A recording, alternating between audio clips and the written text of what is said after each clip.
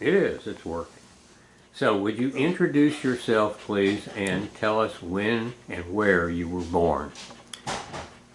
My name is Daniel Berkowitz. I was born on a farm just outside of Lambertville, New Jersey, which is a small town along the Delaware River, roughly 45 miles due north of Philadelphia, northwest of Trenton. And it was a poultry farm. We had a semi-commercial garden as well. Mm-hmm. Had tomatoes and cucumbers and other vegetables. And so you sold them when you had them, is that right? yeah, well, we had quite a few chickens. Most of the years I was there were 5,000 egg-laying hens. And then when I was in college, wow, that's a lot. It got up to 10,000 chickens. Wow. So, yeah, lots of eggs. It was Lots busy of cluck, part cluck, of my, cluck, too. yeah, busy part of my early life. And of course, well, the garden was very useful. My mother would ask, "What do you want for supper? You know, what vegetable?" And I'd tell her, and she says, "Go out and pick it." So that was the routine. So when were you born? Oh, I was born in June 1946. Okay. All right. So I was a boomer. Yeah. So tell me about your parents. My father was a farmer, as you could guess. My mother was a piano teacher. And she, most of the time, taught students in the house. There was a piano in one room of the house. Mm-hmm. But she also traveled to some other homes. My father, in addition to, well, we had some field crops. In the early years, I'll say in the earliest that I remember, early 1950s, we had wheat, and then it was changed to what was called the soil bank, which paid us not to grow crops, Mm-hmm. and that went for several years. And then we went to corn and soybeans, renting the fields out to a neighbor. I guess we had field corn before that, so I don't remember how many fields we had. But How many total acres? How many acres did you have? total acreage was 110 acres, which included about, I'll say, 20 acres of trees, 70 acres of cultivated fields, Uh-huh. and then the remainder were for barns and hen houses and the house. Sounds like a great place to grow up. It was a fascinating place. The house itself dated back to just prior to the American Revolution. Oh, wow. So the core part of the house, it had some additions built on, but the core had not a right angle any place in the house, because it was how they built houses back in the mid-1700s. So Wow. I didn't know that. so it was fascinating. And anyhow, Uh-huh. Is that brothers and sisters? I had an older brother and a younger sister. And their names? Older brother was David, who went on to become a psychiatrist, and a younger sister who was in publishing for many years. But anyhow, my brother had left the farm to go to Northwestern University, Mm-hmm. and I was next, so I had gone to Rutgers in New Jersey, and my younger sister, the only sister, went to Douglas College, which was associated with Rutgers University. Rutgers is in New Jersey, Yes, right? New Brunswick. Yeah. They have other campuses, but I was at the New Brunswick campus. Did you go there for any specific reason as opposed to other places you might have attended? I went there partly because it's what my family could afford. Mm-hmm. After sending my brother to Northwestern, he was, let's say Northwestern University is a private college. Yeah. In known for the Chicago? Big Ten. In Evanston, just north Evanston, of that's Chicago. right, that's right. So it was a inexpensive school. Mm-hmm. So as a result, I was kind of limited to where I could go. And You have any idea what you wanted to do when you got into college and after you've been there a while? well, without getting into a lot of details, I had very strong math skills, very high aptitude tests. Mm-hmm. Not quite perfect, but anyhow, so I thought I'd be a math major. But when I got to college, I admit that I switched majors from academics to partying. And So did I. I know that guy.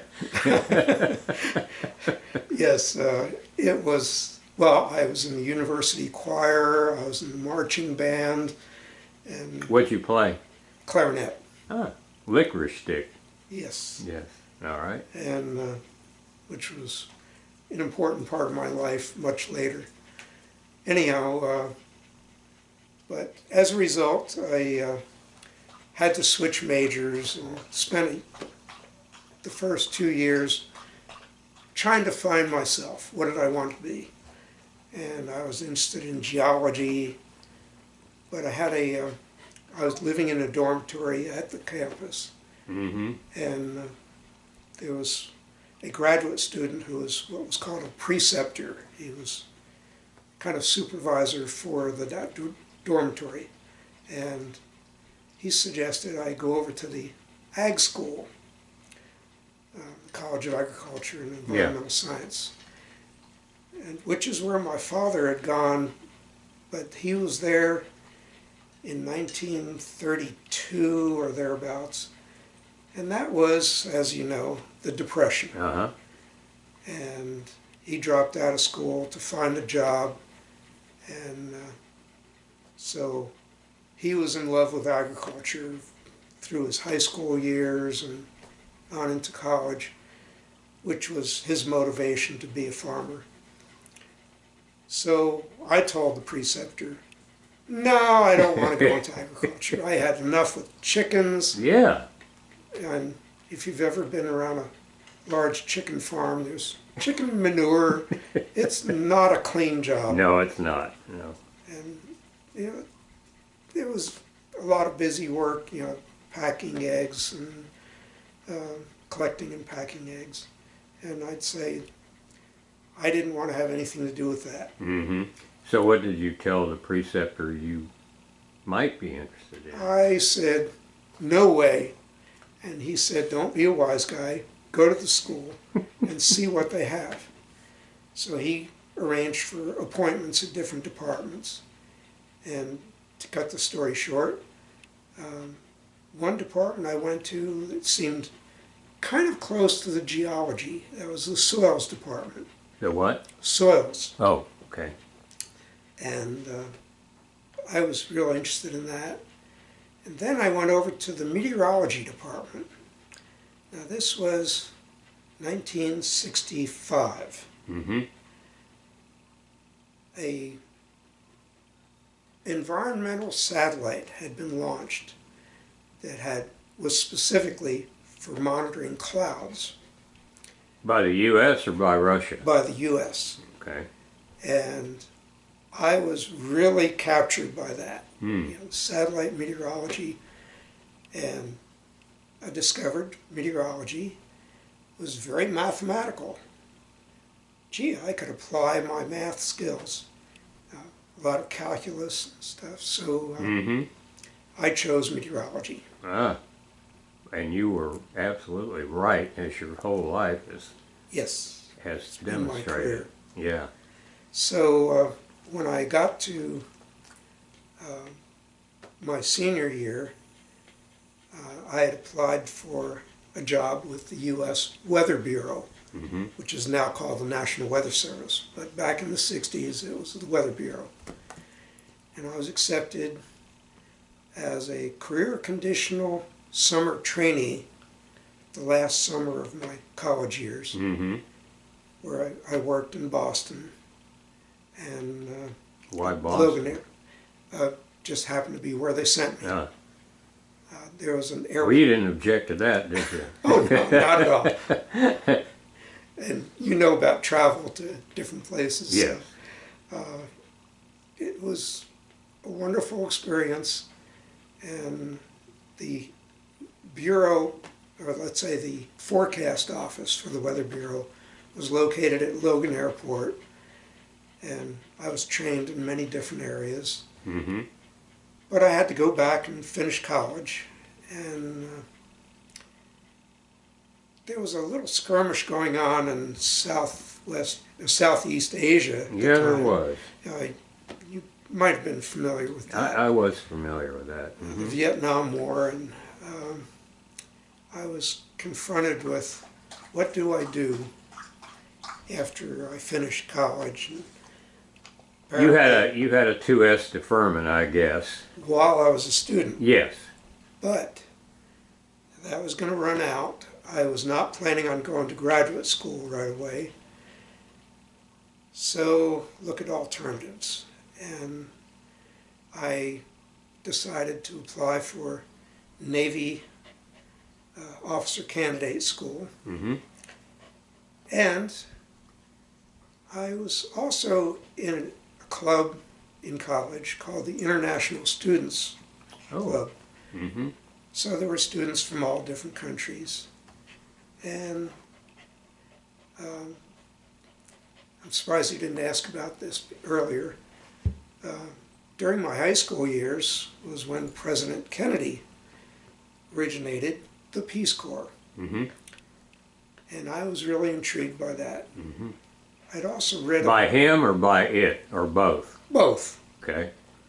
He was very inspirational. Oh, yes. I totally agree. Yes, I know you got the bug the same way I did. I think so. So Peace Corps seemed like a great opportunity, and I assumed, but I didn't know for sure, that I would get a deferment for Peace Corps service. You were not told that you would get a deferment? No, but I applied, and I was accepted, or let's say I was accepted for some testing. They'd go over my resume and everything. So you applied first, right? Yes. And then what? And then they gave me questionnaires to fill in, of course, as I mentioned, the resume. There was also something back then, I don't know if you encountered this, but there was a language aptitude test. Yes. I don't think they have that anymore, but at that time, I took this test. It was a timed test where you would look at words on a page and maybe some sentences, and then after a certain number of seconds, turn the page and you'd answer questions. And you didn't know what the language was, but it was Foreign. it was a foreign language. Yeah. And as it turned out, the language that I was tested on was Kurdish. They wanted to make sure that this was a language you were highly unlikely to know anything about. So I did very well, surprisingly, I guess. And I was accepted for the Peace Corps. Now, in my application, and you may recall this, you asked for certain countries that you would like to work in. Mine, it was 5. Okay, I remember 3. And it was Ghana, Nigeria, and I think Kenya. Were your 3? Yes. Okay. So all in Africa. Why those countries? I had friends in college who were from Africa. As a matter of fact, for a few weeks while I was searching for an apartment for myself, I actually lived with a group of them who Oh, were how sharing nice. a house. Yeah. So I think it was about 2 weeks. So you picked up some valuable information Yes. firsthand from them. And interesting cuisine. You know, Mm-hmm. it was, well, most of the students who were living in that house were from West Africa, so it was mostly Nigerian food, which was a little spicy, but very interesting. So you were impressed by all this? Yes. It appealed to your sense of adventure, would you say? Oh, yes. Okay. Now, thinking of food, I should mention one other thing. In my time at Boston, I chose to become a vegetarian. Why? Having been brought up on a poultry farm, Mm-hmm. among the easily available foods was chicken. Uh-huh, sure. And of course I had to watch my father butcher chicken. No, unlike a popular story, chickens were not beheaded, but they would be hung from their legs, and my father would cut the throat, Right. let the blood drain out, and then, without getting into more details, remove the feathers and stuff. So you'd seen And enough of that. I had seen enough of that, and it really bothered me. Yeah. I loved animals. I had a horse. We had dogs on the farm. I even befriended some wild animals. Mm-hmm. Wild duck that landed on our pond that I was able to feed by hand. Yeah. So I just loved Great. animals. And I said, I can't continue to do this. So in Boston, you decided, I'm No. not doing meat anymore. And I should mention something about my roommates. I shared an apartment with one fellow who had gone to Rutgers a year ahead of me. Mm-hmm. He and two roommates were in Harvard Medical School. And they were each doing some experiments on different diets. Mm-hmm. He was an African American, and he decided to do southern deep fried cooking. Mm. That was his specialty. Yeah. Another roommate was going to be the all-American boy, hamburgers, Coca-Cola, you know, not much vegetables at all. Mm-hmm. The third one was a macrobiotic, which I thought was pretty extreme. Raw vegetables, fruit, seeds, nuts.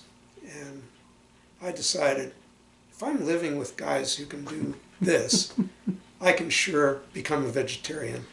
But I did eat eggs and milk Yeah. products. So you kind of fit into the middle of these four. Yes. So that was the beginning of my vegetarian. Mm-hmm. So then when Are you still? No. Oh, okay. Well, I'll get to that Yeah. later. But so when I applied for the Peace Corps, I was already a vegetarian. mm-hmm. And I don't know if it was because of my agricultural background or the fact that I was a vegetarian. I have no idea what motivated Peace Corps. But I was selected to go to India in an agricultural program called Village Level Food Production. When did you learn this? I was selected in the About. last half of 1968.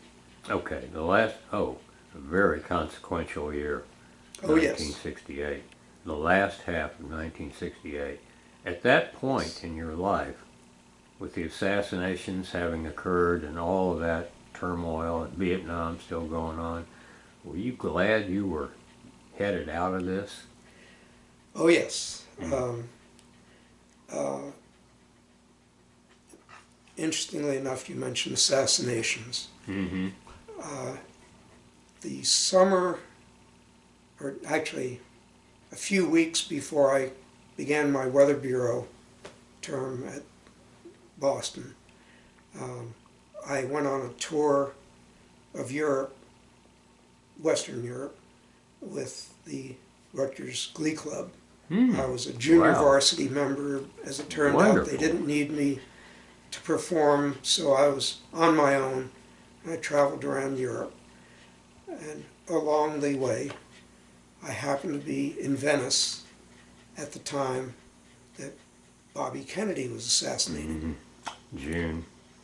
I had already been in Italy for a week, and I, partly because of my singing in choir and partly because, I guess, language ability, I had picked up Italian, able to communicate. Yeah. I had also studied French for 2 years in high school, 2 years in college, so there was some similarity there. But the main thing is that I was able to hear the radio in Italian, and at that point I was traveling with a fellow from Canada who didn't know any Italian, and I translated for him what had happened. God. Wow. What an assignment for you. Yes. So Yeah. there were posters put up mostly by Italian communists saying how bad America was, and specifically mentioning Martin Luther King Jr. and Bobby Kennedy. And this was overnight. Posters plastered all around the walls And there you were. in Venice. Yes. Yeah. So yes, it had a lot of impact. Mm-hmm. And I was very much intrigued by Martin Luther King's movement, and had friends who were very active. Did you ever think that you might like to, back before he was assassinated, did you ever think that about going south and getting on a freedom train or a freedom bus? Or I did think about it, and I did have some activity to help some poor renters in New Brunswick get organized to have a renters strike when the landlord wasn't doing anything about the rats and mice and insects and general conditions yeah. in their apartments. So yes, that was the maximum of my activity. I did witness a demonstration, but I was not really a participant. But yes, I was inspired, and I had a close friend, 1 year older than me, who did travel down south to help document the discrimination that occurred. So, Yeah. yes, that was an important part of my background, but Well, so anyhow. let's get back to you're just about to go to India.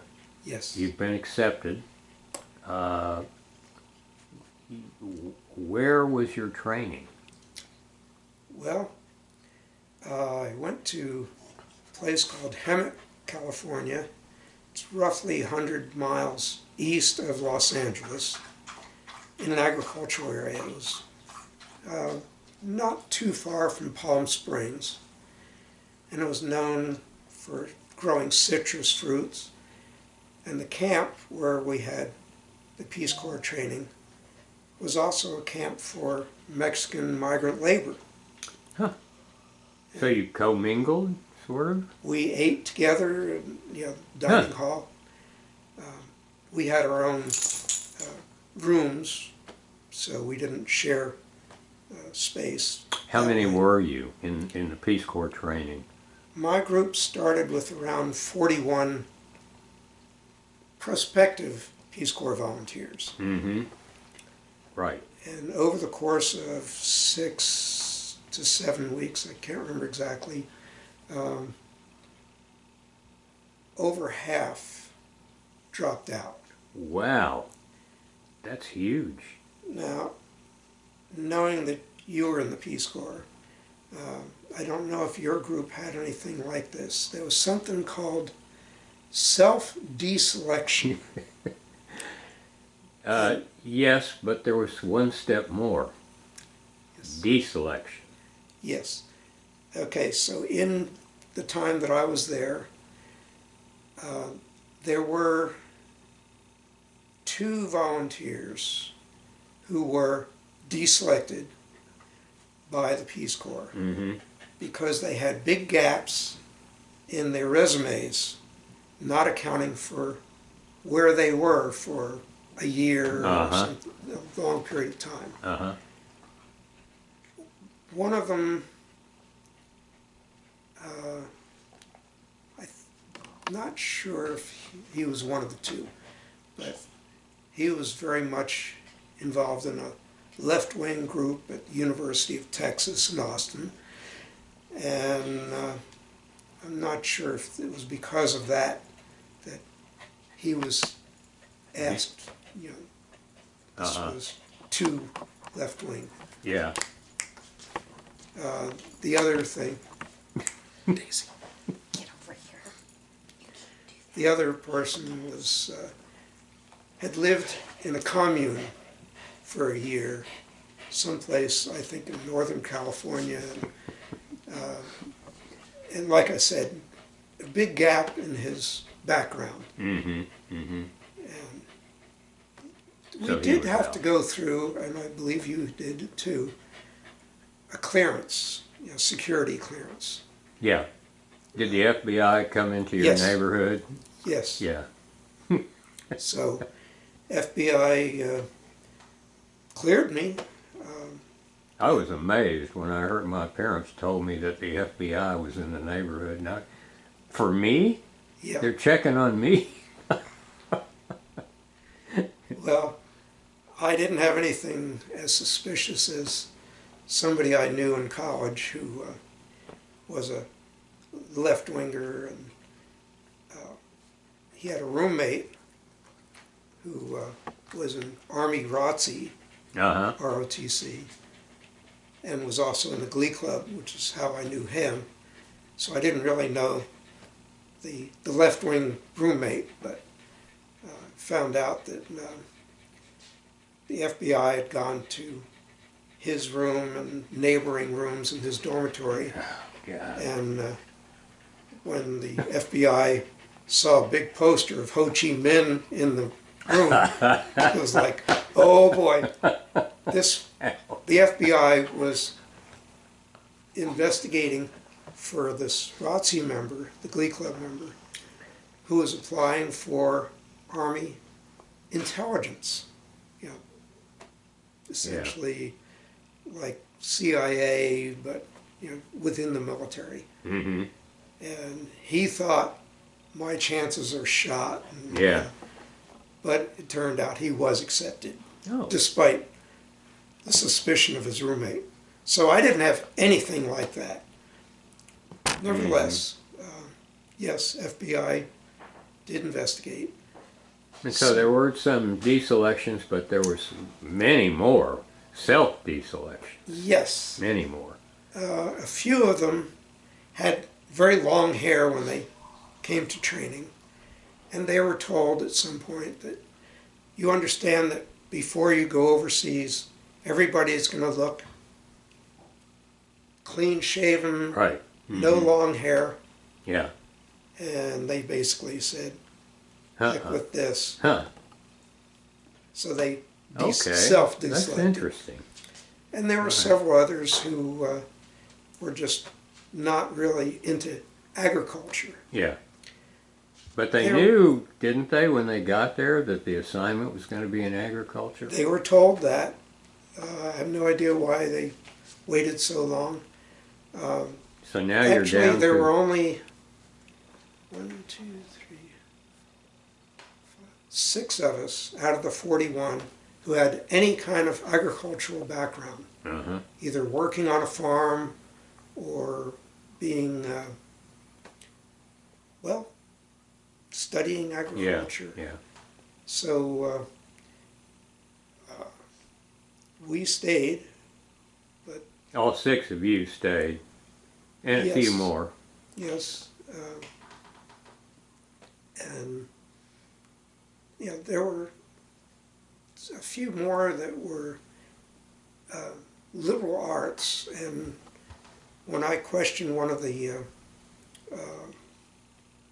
not directors but counselors or whatever there about why there were so many liberal arts people, Yeah.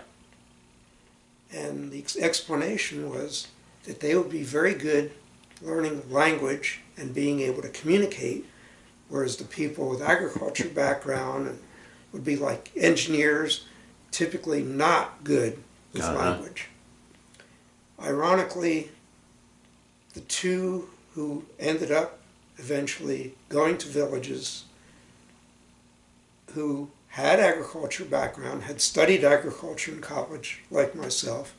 You know, meteorology was in an agriculture college, Mm-hmm. so I did have to have agriculture courses. But the 2 of us who had the most were the best at language. Yeah. The only one who was better than that dropped out before getting to that point, Mhm. going to villages.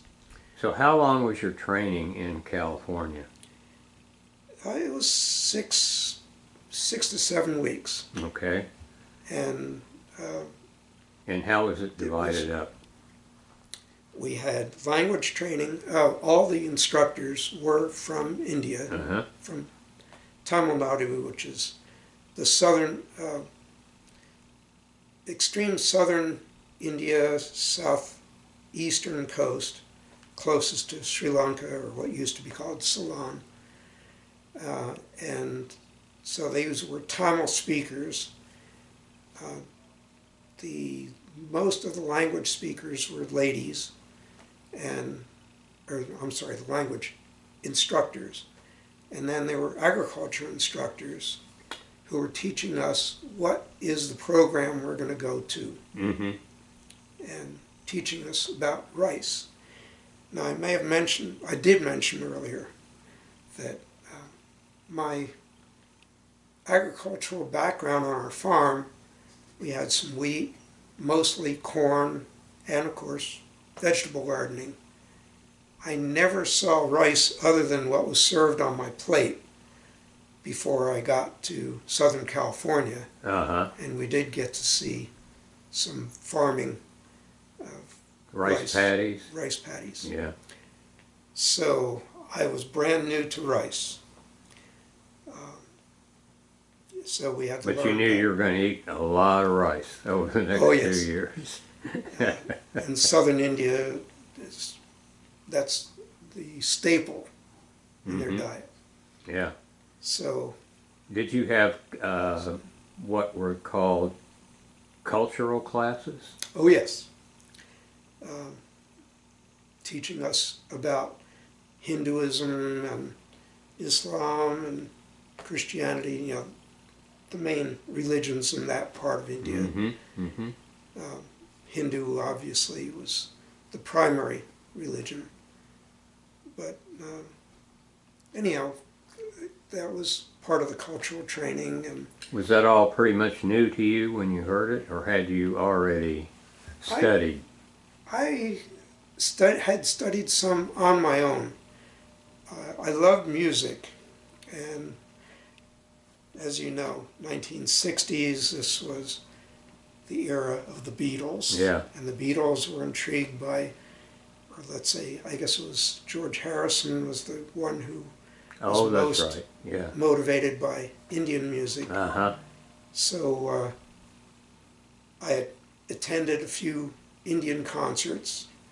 If I remember correctly, I had seen a concert by Ravi Shankar. Oh, wow. But in any case, What I a treat. had heard music, and Mm-hmm. so that was in my interest areas. So Did you ever have any doubt that you were going to make it through training? yes, Either because they didn't like you or you decided, no, I'm not doing this. no, actually, I really wanted to do it, Mm-hmm. and I didn't really have any suspicion that the trainers didn't like having me. However, along with the self-deselection, there was something called peer review. Uh-huh. Oh, I yes. don't know if you had this. Yes, we did.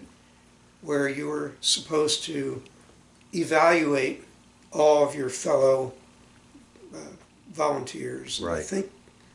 I think there were 26 volunteers at that point, still in training in Hemet.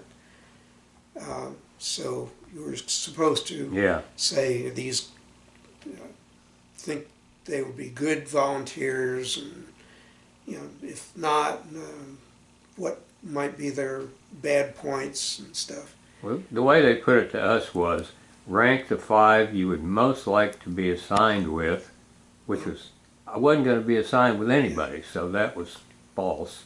But anyway, the 5 that you most like to be assigned with, and then the 5 that you would least like to be assigned with.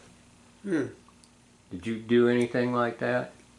That might have been part of it. That's true. So I didn't really like that idea, but so I was very gentle with people. Mm-hmm.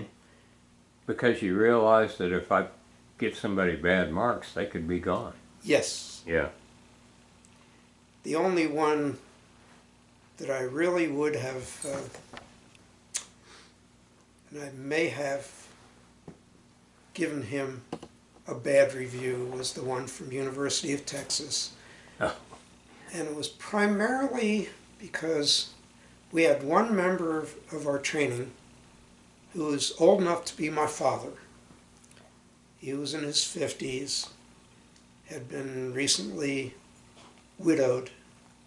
He was on a farm in California, and he had studied agriculture, and Mm-hmm.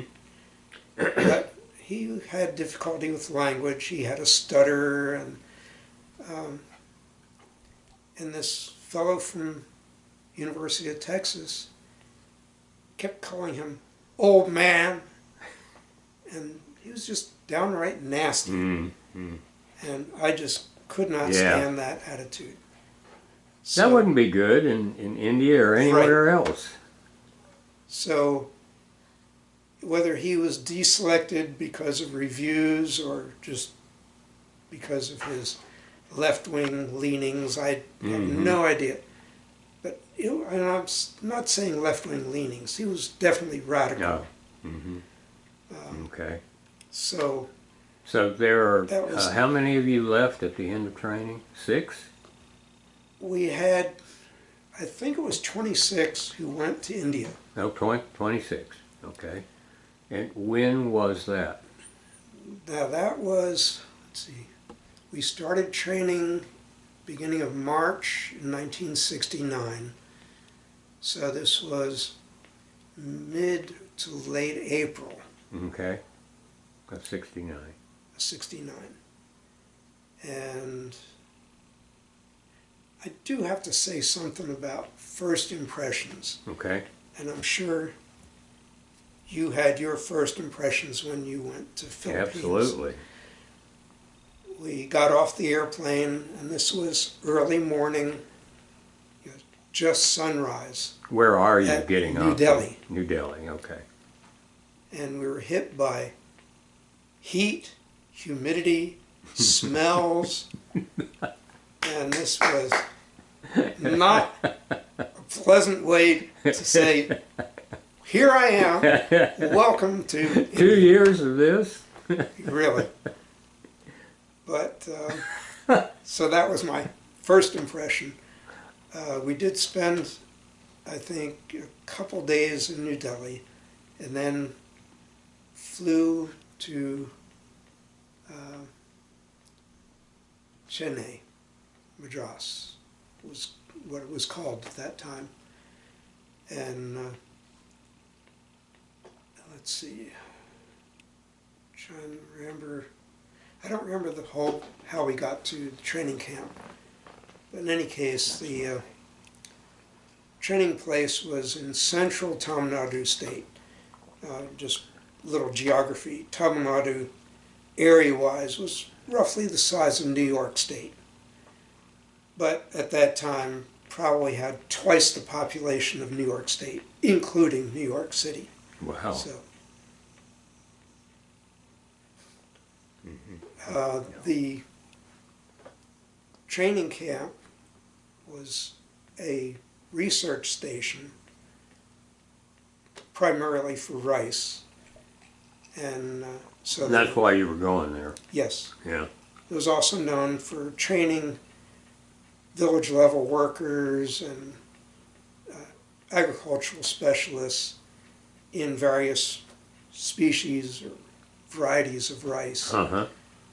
So Adatare was the name of the research station. So this was in-country training, right? This was in country, And how long did it last? and it was about 6 weeks. Okay, before you went to your assignment. Yes. Okay. So tell me a little more about your in-country. Okay. I'd mentioned something about food earlier. Well, at this point, we were expected to eat Indian food. Of course. No more of this choices. I forgot to mention something about Hemet. I mentioned that we ate with the migrant labor. Mm-hmm. It was all Mexican food. Coming from New Jersey, I was not used to chili peppers. And yes, the food we ate had lots of chili peppers. So it lit you up, huh? So this was an introduction, a gentle introduction to what I was going to experience in India. Uh-huh. Did you recognize that at the time? Well, the volunteers in Hemet did have options to eat Western food. But yes, I think we were told pretty much, this is part of your training. Yeah, yeah. So when we got to in-country training, it was all Indian food. And there were smells that I had to get used to that were very unique. The most unique thing was called asafoetida or hink. Anyhow, a very, very strong odor. And for those who were not accustomed to that kind of food, and I'd have to say, even for people from North India, this was especially strong in South Indian cooking. It took a lot of getting used to. Are you talking about an ingredient that is used with a lot of different food? Yes, in curries, yes. Okay. So, and of course a lot of garlic and onion. I won't get into the details of Indian cooking, but most important thing, of course, was spices, Yes. the chilies. And you couldn't go to a place, to a family's house or a restaurant and say, I don't like the spices, hold the spices. You couldn't do that, could you? Not really. That would be insulting, wouldn't it? Oh yes. Yeah. I mean, you could request less, and Yeah. so yeah, I'd say would have been difficult for them to accommodate that. Mm-hmm. Okay. So that was one of the things you were going to have to adjust to. Yes. The smell's another thing that you would have to Yes. adjust to. And I have to say, along with the smells of the food, there were smells of manure, Yeah. and that included human feces, because people would defecate along the side of a river and, wherever they happened to be. And There weren't public toilets. no that were public toilets. Yeah. Now, I'd say middle class, even village level middle class on up, they would have a latrine in their homes. But you weren't going to those or places. just outside their home. You weren't Well- going to those places, right? Well, in the training camp we had latrines, so we didn't have to deal with that right away. Yeah, yeah. And all the volunteers were placed in homes that had some accommodation. Or I should say almost all, but I'll get to that later. Okay. But that was But part you of knew what was coming, Yeah, sort of, at least, in in-country training. 6 weeks, that's a long time. yes. You must have had, or did you have, really good instructors? Yes, I'd say so. Language, Yes, agricultural, yes. whatever. Some of the language instructors we had in Auditore, the training camp, had college degrees in agriculture. Yeah. They were called agricultural extension officers, AEO. And the director had an agriculture degree. So there was a lot of very good instruction on the diseases, the insects, and how to recognize things, and the pesticides that we could use, and herbicides. So they gave you some do's and don'ts. Oh yes, And did the do's and don'ts include red light sections of major cities and that you shouldn't go there? gee, offhand I don't remember that. I guess that was assumed. Not by our crew. Yeah, it's not part of my memory. Okay. So, it seemed common sense, but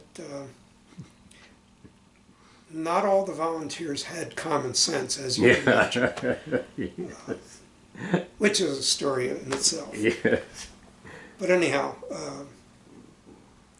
the training also included what kind of automation we could use. They had what were called backpack sprayers. These had an engine on them that was like a lawnmower, but it was used to power the sprayer, and had a tank that would be on your back with the fluids, the water and the herbicide or pesticide. So we were trained in how to do that and how to do it safely, so we weren't going to get caught in the wind. Would you be bringing this technology into the community where you were? Is that why you were Actually, learning it? Well, we were expected to bring that to the villages. It already existed with the agricultural program. And I should emphasize that we were part of something called the Intensive Agricultural District Program. This was funded by, I'm thinking it was a Rockefeller Foundation and maybe also the Ford Foundation. In any case, it was an international program, and for purposes of rice, and knowing that you served in the Philippines, this was introducing varieties of rice that were developed in the Philippines, Miracle rice? so-called miracle rice. IR8 was the main breed, and there were others. Now the two districts in India that were most focused in this IADP, this program, was one district in the state of Punjab, which was in the northwest of India, where they grew wheat and was mostly populated by Sikhs. And I have to say they were excellent at being businessmen, very aggressive at farming, and I'd say the real miracle in the food revolution in India was largely due to their work. The district that I was in was Tanjavur district, which was in South India, a river delta region that kind of resembled southern Louisiana. So it was purely, well, let's say almost exclusively for rice. Okay. So we were part of this program, and we worked very closely with the agriculture program, the agricultural department. I need to say something about how agriculture was introduced to farmers. There was a top-down program that was associated with the tax. The collector, so-called tax collector, would work a district, a region. And under him, he had an officer who in turn instructed village level workers, to use the Indian term Gram Sevak, means literally village worker. You're talking about a time before you got there. This was in existence at that time. Yeah. So it was well established. As I mentioned, this was top down. The collector said, we are going to have so many acres, they use hectares Yeah. of cultivation. We expect to get such and such. He was also in charge of a family planning program, and there were many things that were developed from high level in government, handed on down. You will do this. There was also a bottom level up program which involved those agriculture officers, college degreed people. So we were as Peace Corps volunteers, we're kind of in between the two.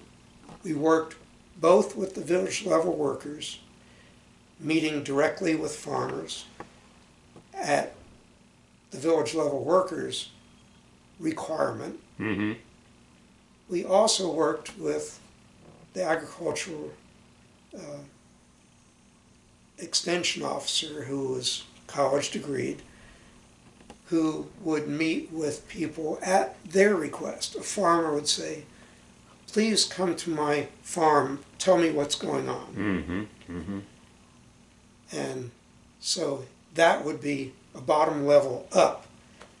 So the agricultural officer would say, okay, in my village area, we need fertilizers, we need pesticides, or whatever.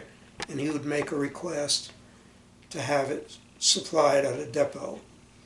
And so as I said, it was bottom level up, and as a Peace Corps volunteer, sometimes I would meet with the wealthier farmers who would deal with those officers. The village level worker had to deal with all kinds of farmers. Typical farming in my village area, I didn't get to how I got to the village, did I? No. That's important. Okay, let me do that first. Okay. We had a visit at some point before our training was over, where we would go to visit with a family in a village. And it didn't have to be a farmer, but just to get some idea what it's like being in a village. in my case, I visited with a village level doctor. You visited or stayed? I stayed for overnight, you know, Just one night? just one night. Okay. So I was with him 2 days, one night, to see what his practice was like. Mm-hmm. You know, That'd be interesting. it was fascinating. It was fascinating to arrive early in the day when there was already a long line of people with varying illnesses and Mhm. injuries and stuff, everything from scorpion bites to broken arms, all kinds of stuff. Was there a hospital there? It was like a clinic. Was it a place where you could stay if you needed to and you were Yes. a patient? Okay. Well, no, if you're talking about like a hospital. Like a hospital, yeah. No, the people would just come there. If they needed to go to a hospital, they had to travel, fairly long distance. Might have taken them an hour or so to get there to a city that had a hospital. Right, okay. So village level clinics, he would have a limited number of medications and stuff. So it was But more not a like- limited number of patients. They were out the door and Oh, down the yes. street. Oh, yes. So, and as I recall, he didn't have any assistants, so it was just by himself. Uh-huh. And Did you stay with him the whole day as he saw I did. patients? yes, Gosh, that must have been interesting. yes, and the variety of conditions. Could you describe just 3 or 4 different ones? Well, I mentioned a scorpion bite. I think there might have been a snake bite. He showed me the medication for, okay, we had cobras in the area. Oh. And the medication for that, he had a big glass jar on a shelf that had a snake in it. Mm-hmm. And apparently this was could extract the venom. And Mm-hmm. personally, a lot of the medication was not Western medication. It was something called Ayurvedics, village level. Hmm. So there were herbs and various cures that he would use. Yeah. So So it's a combination of Western medicine and Eastern medicine. yes, and I'd have to say most of it was Indian native medicine, Ayurvedics. So I guess I was only there one full day of witnessing the clinic. At the end of the day, still with a very long line of people outside, Gosh, can't I'd imagine. say, okay, it's time, 5 o'clock or 6 o'clock, whatever it was. Close the door, come back tomorrow, Uh-huh. or stay over. The people would sleep Just outside stay right there. Yeah. overnight. Mm-hmm. Uh, Wow. And I was astonished that he could do that. And he said, and this was a good lesson to learn, said there were something like 2 billion people in India at the time. He said there are many millions of people who have need of medicine. He can't help everybody. You just have to know, you have to limit things. What you can do. Yes. Yes. So this was Gosh. a little shocking. So like I said, this was Absolutely. my introduction. But he served me a meal at home, and his wife. So I got a taste of what it was like to be in somebody's house. We finished training, and I have to say something about the last week of training, because I'm not sure how this happened, but I got ill, very ill. Without getting into the gory details. I was emitting from both ends Uh-huh. and getting very dehydrated. There was one other Peace Corps volunteer there who had developed an ear infection. And our bunk, or the room where we were staying, was vacated of other volunteers because they were annoyed by hearing us moan and Of groan course. Yeah. all day and all night. And Oh my. Were you worried that yes, I might have to go home? not only was I worried, but the people running the camp were worried. And because I had become dehydrated, Oh my. they said they had to force water into me. They had canteens, and they literally laid me down, forced my mouth open, and kept pouring water into me. Wow. Was this a Peace Corps doctor?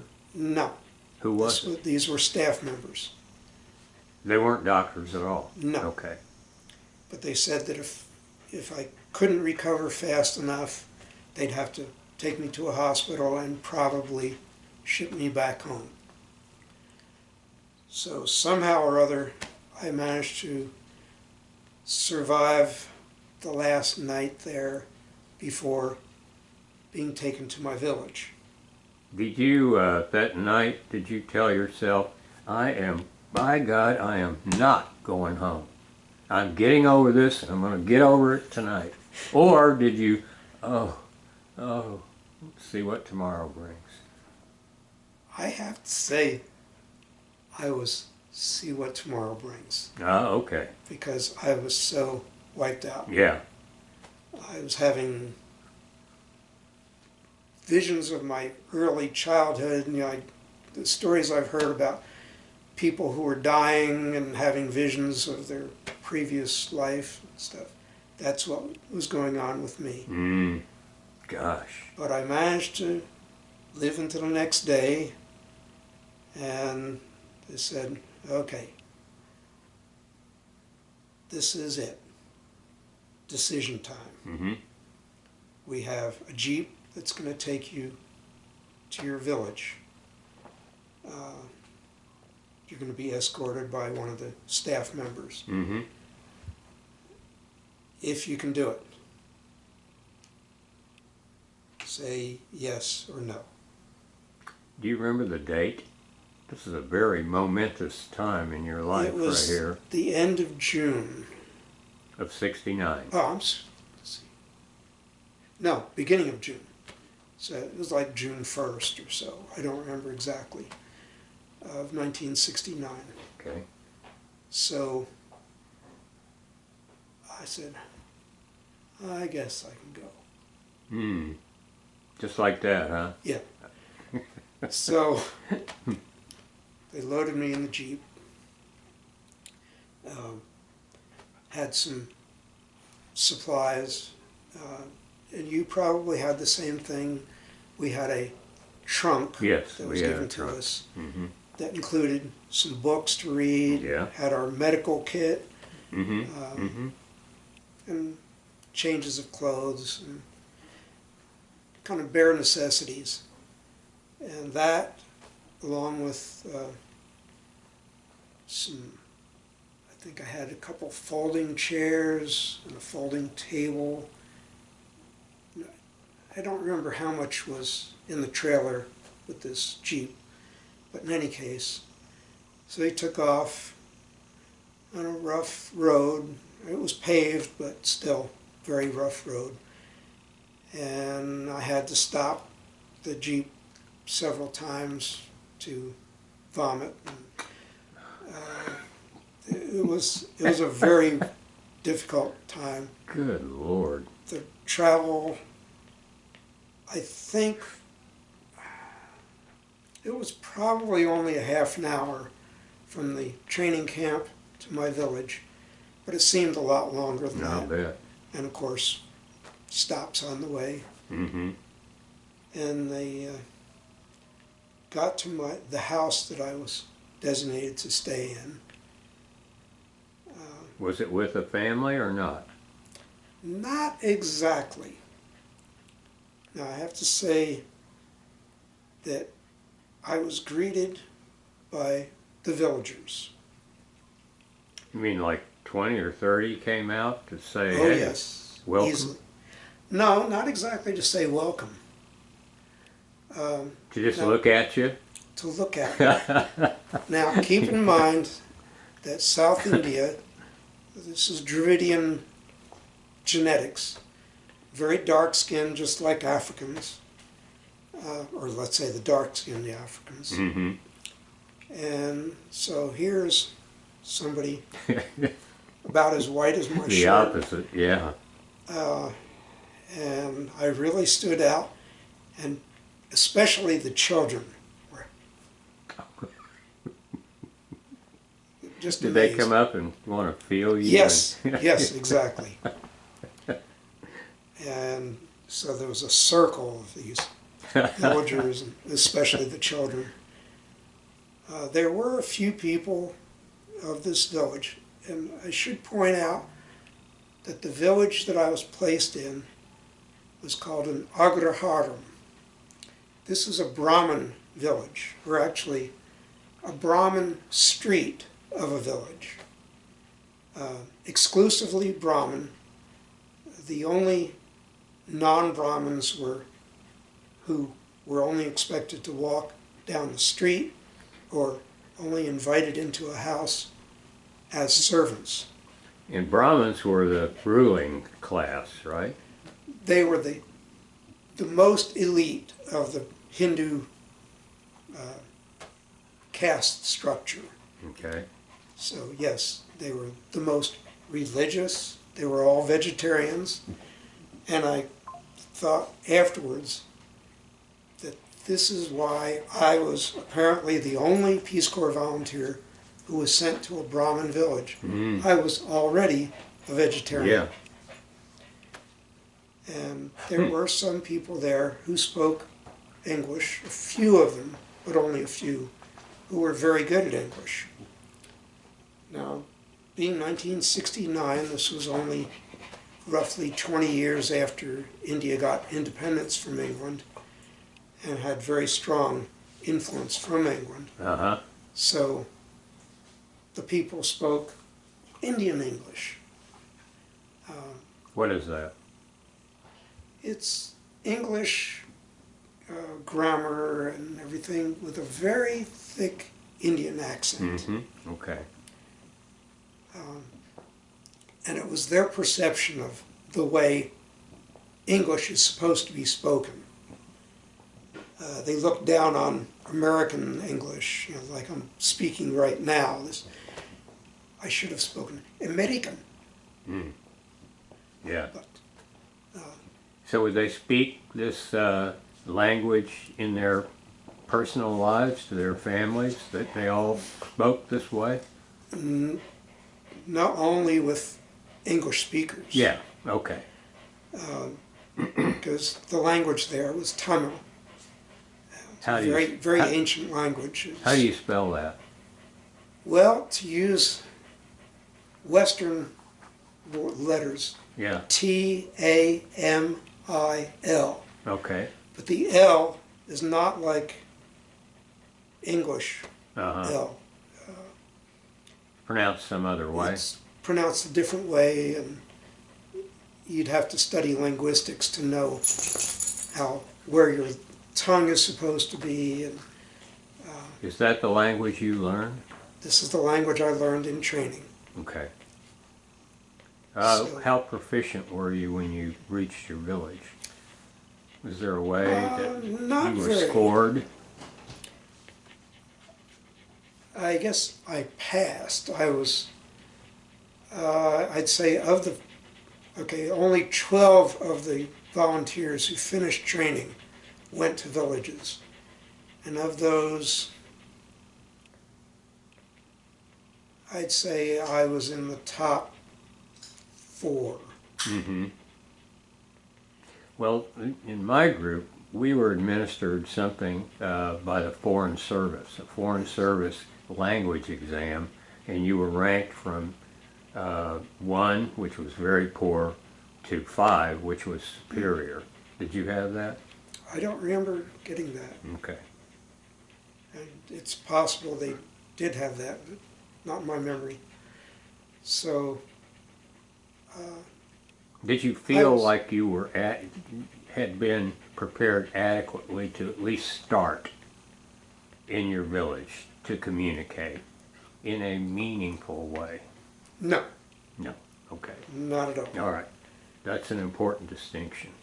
Now, fortunately, the agricultural extension officer who was assigned to be with me was very good at English. So he acted as my translator. I also had the Graham Sevak who was assigned to work with me, who lived in that, not in the Brahmin village, but in another part of the village. Mm-hmm. He was non-Brahmin, and he had very good English. So I had people to translate for me.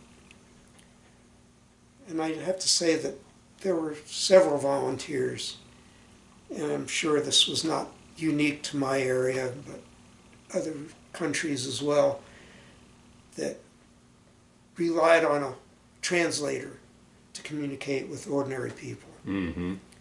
But my own experience was initially that I didn't fully understand what people were saying in their language.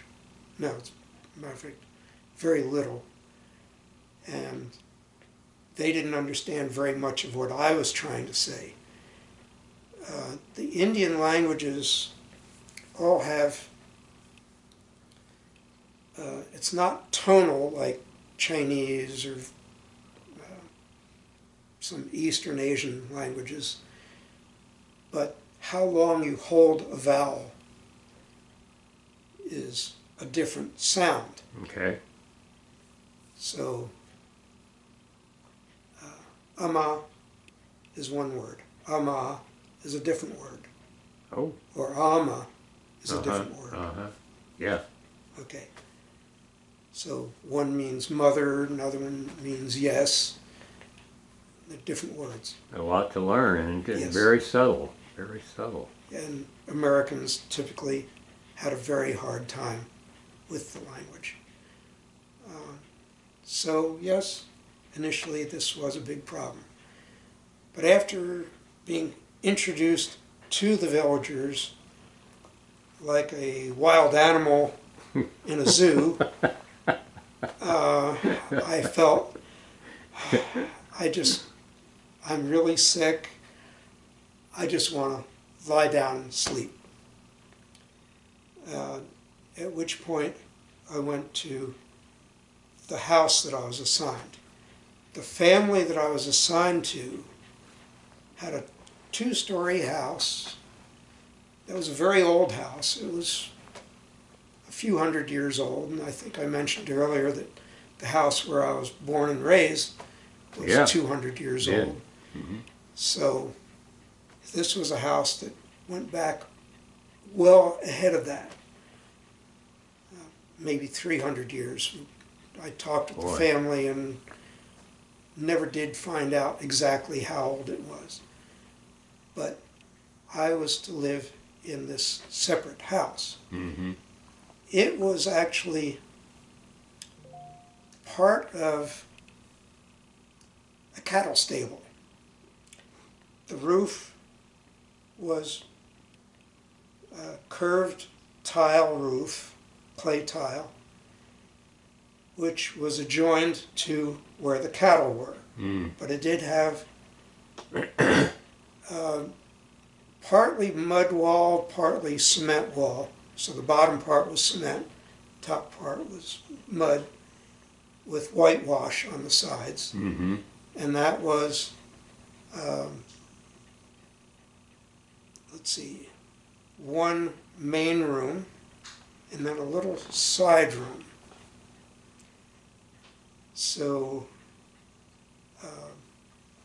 the little side room, let's see, the whole side of the house, or the whole size of the house, was, to use English measurements, I'd say about 10 feet by 15 feet, and the side room was about 4 feet by 6 feet. Hmm.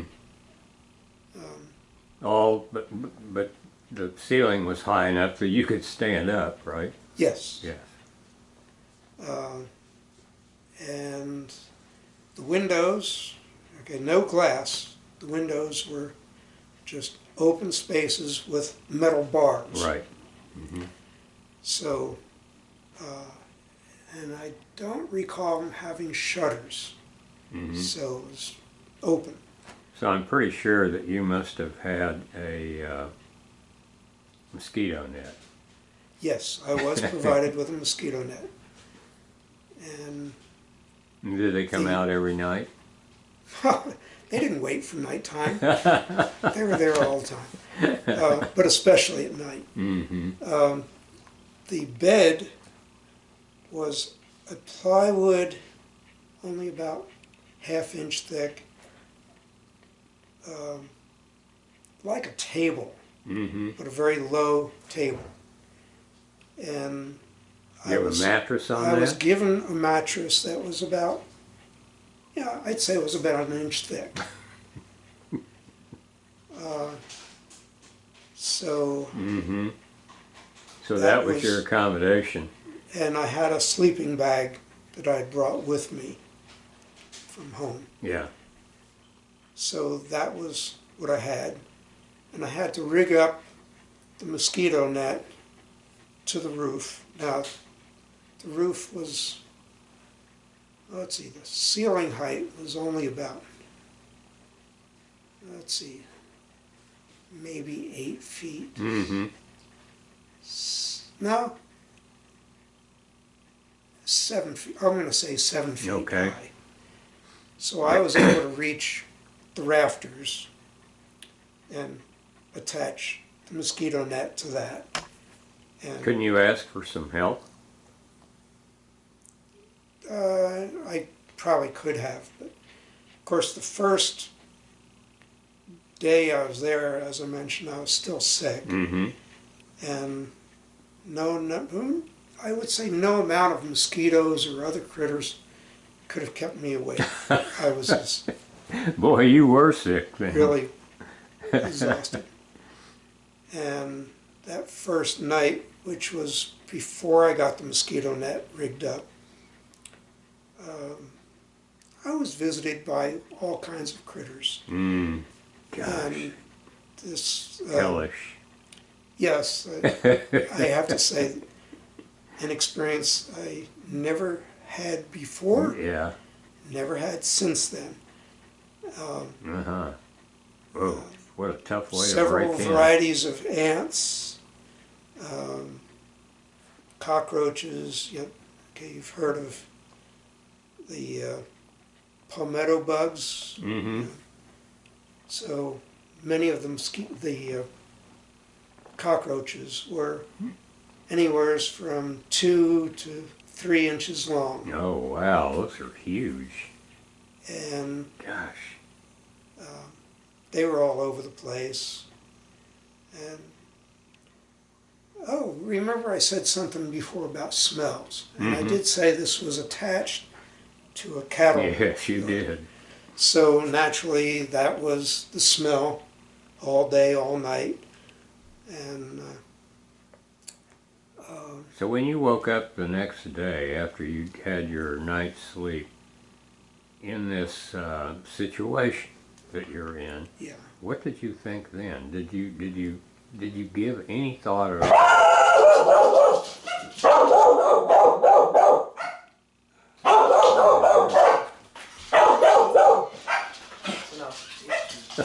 Hi. Pardon the interruption. Did you give any thought at all of getting the hell out of there? This has been a huge, Oh yes. tragic mistake. the, I don't know if you call this fortunate or unfortunate thing, that I was left by myself there and had nobody to talk to say, I want to leave. Oh, so you didn't even have that option.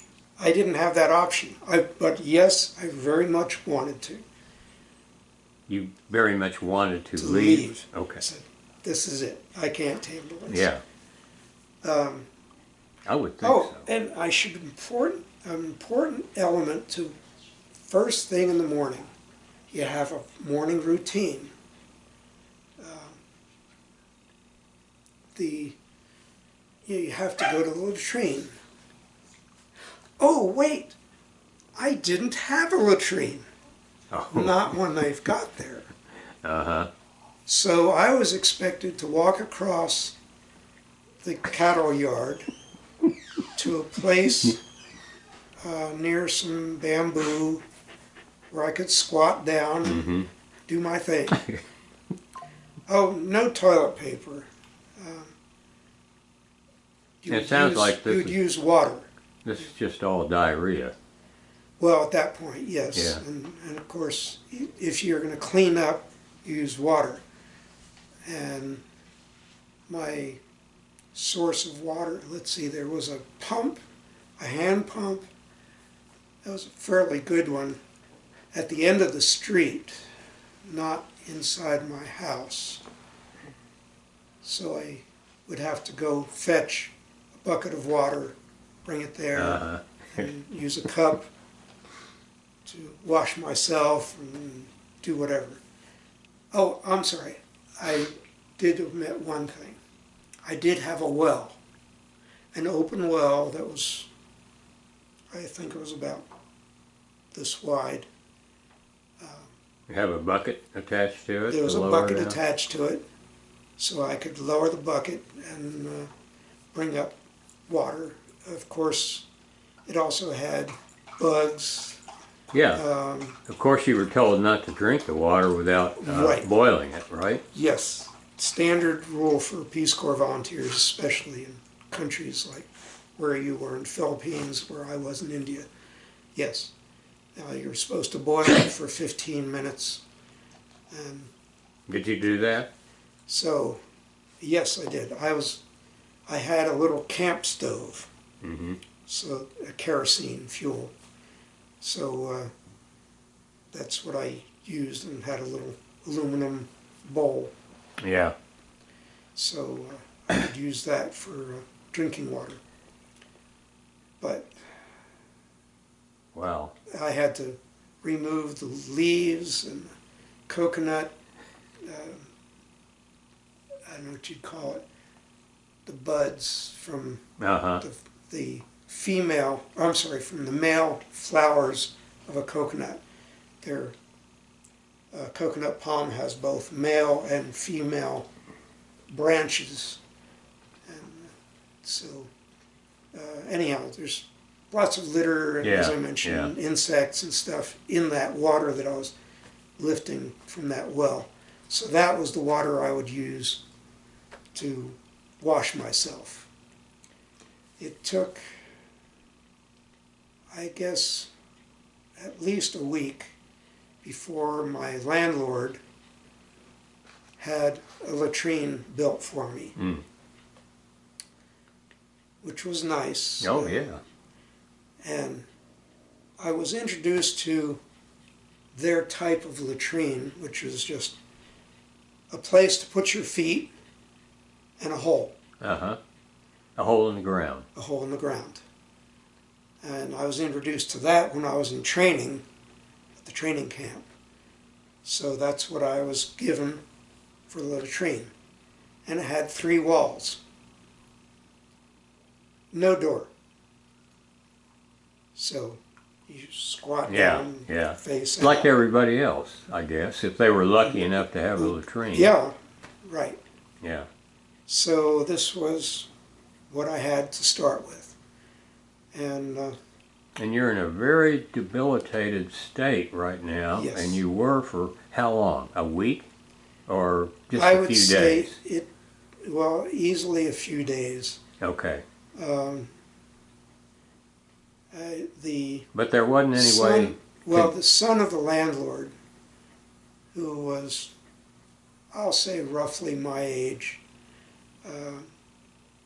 came to visit me in the morning to find out how I was.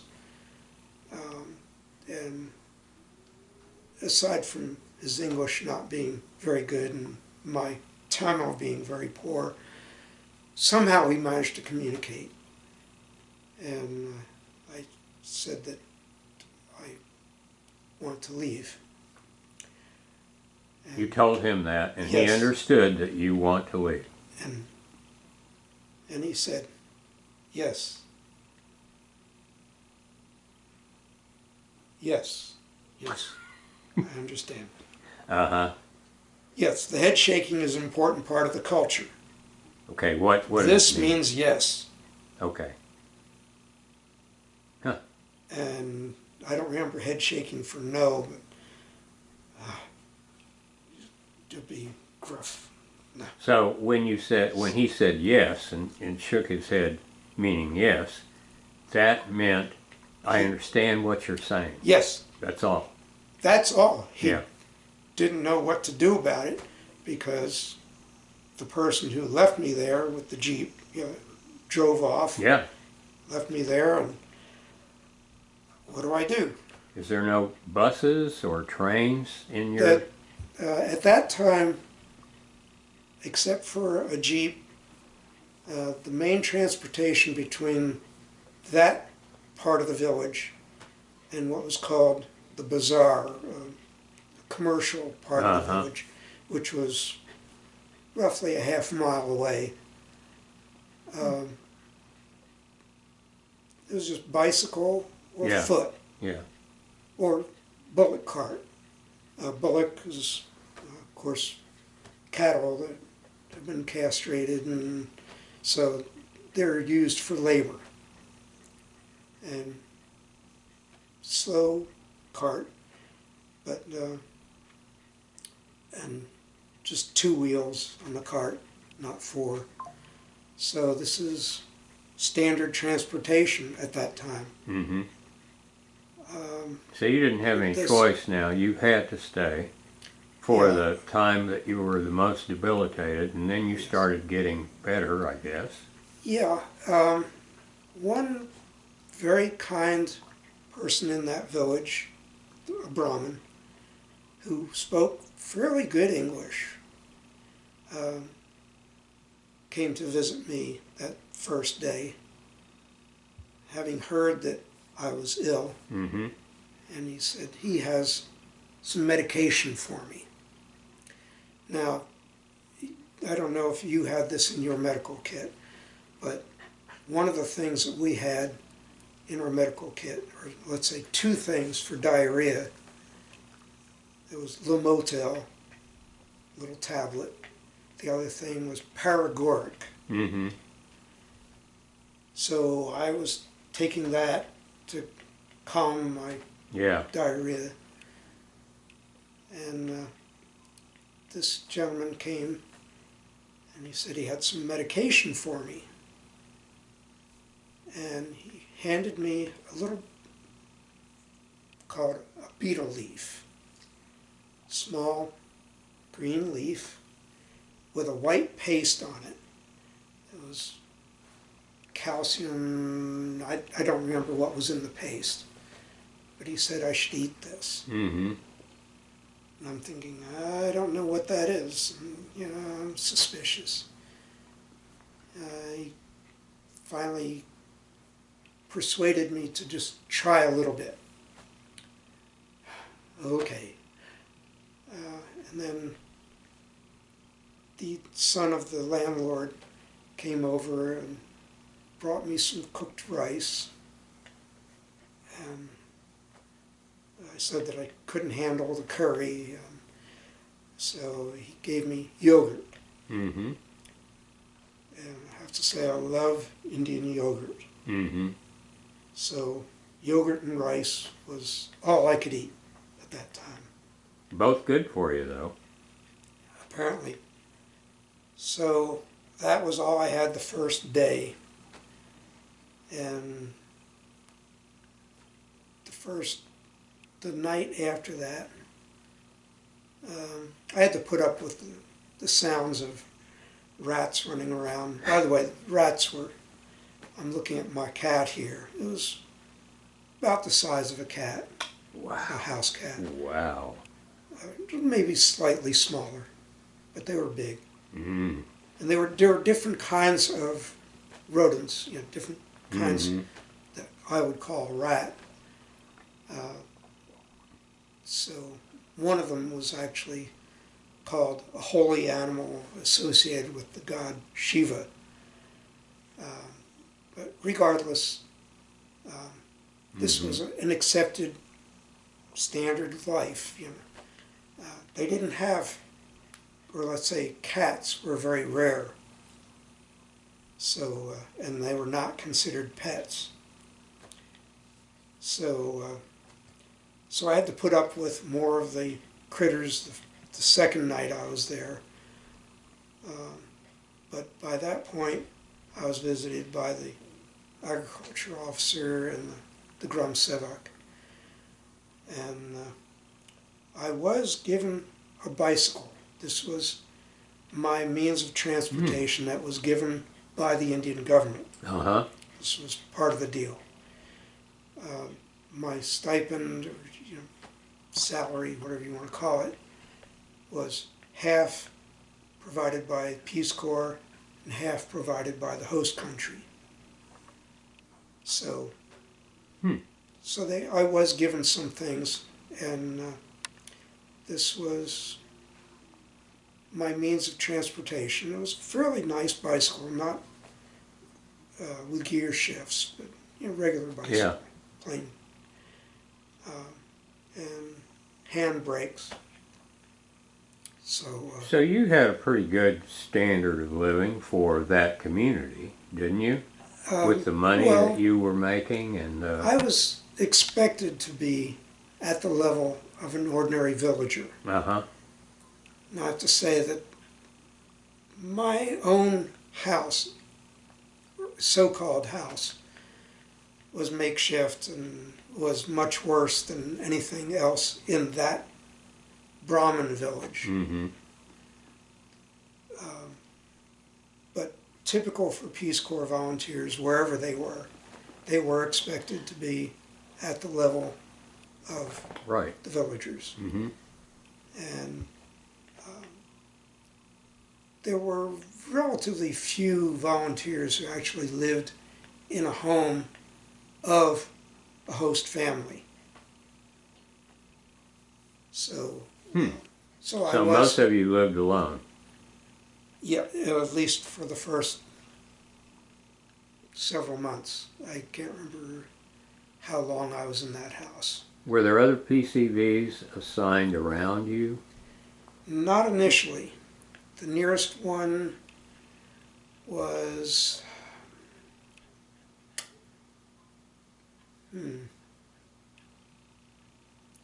I'm thinking it might have been about 20 kilometers away, Okay. roughly, which was easily, well, even by buses, it was about an hour away, because you had to change buses at the Uh-huh. Uh-huh. station. Yeah. So you were pretty isolated, Yeah, and it was going to be that way. yes, But you had plenty of work to do. yes. At which point, I was, of course, taken by the Gram Sevak to visit with some farmers. Mm-hmm. Initially, you don't talk business. Just get What to you- know one another. What you're expected to do is when you meet somebody, or when you go to somebody's house, you're offered tea. Mm-hmm. Do not talk business. Do not explain why you're there or anything. So The whole It's- first it's- time you were there? yes. Yeah. pleasantries. Yeah. And of course, they would ask, where are you from? And of course, typical person there knew nothing about American geography, but they knew about United States. They knew you were rich. Oh, they were assuming that I was rich. Yes. And I guess you had the same treatment. Yes. Yes. That was interesting. So, and then I was escorted by the Grum Savak especially, and occasionally by the agriculture officer to visit with specific farmers. One of the most important visits was with a village level wealthy farmer who had something on the order of 200 acres and also had a rice mill. The average farmer in that village, and it didn't matter whether they were Brahmin or non-Brahmin, it was about 2 acres. Okay. And that's where a lot they of them- grew their vegetables and That's where they grew their rice. Or their the rice. vegetables would be grown immediately next to the house. okay. Villages there were where people lived. Fields were surrounding the village. Okay. So you I got went it. out to the fields, and the layouts, were usually adjacent to each other. That is, one farmer had his 1 or 2 acres, Yeah. which is like roughly a hectare, right together, and then you would have a little mud bund or mud wall around that field, so it could be flooded for the rice. So you met with this top farmer who had the 200 hectares or acres, and what were you supposed to do in your contact with that person? Again, it was, here's an important person in the village. He was the wealthiest person in the village, and he had 3 sons, and also had a daughter. Now, the daughters were kept out of sight, but the sons come greet me. One was about my age, one was younger, and one was older. Mm-hmm. And they all spoke some English. The farmer, or the landowner, spoke, I don't remember him speaking any English. So it was pretty much translated through his sons. Yeah. And they were very gracious and hospitable, and served me meals, and it was a social thing initially.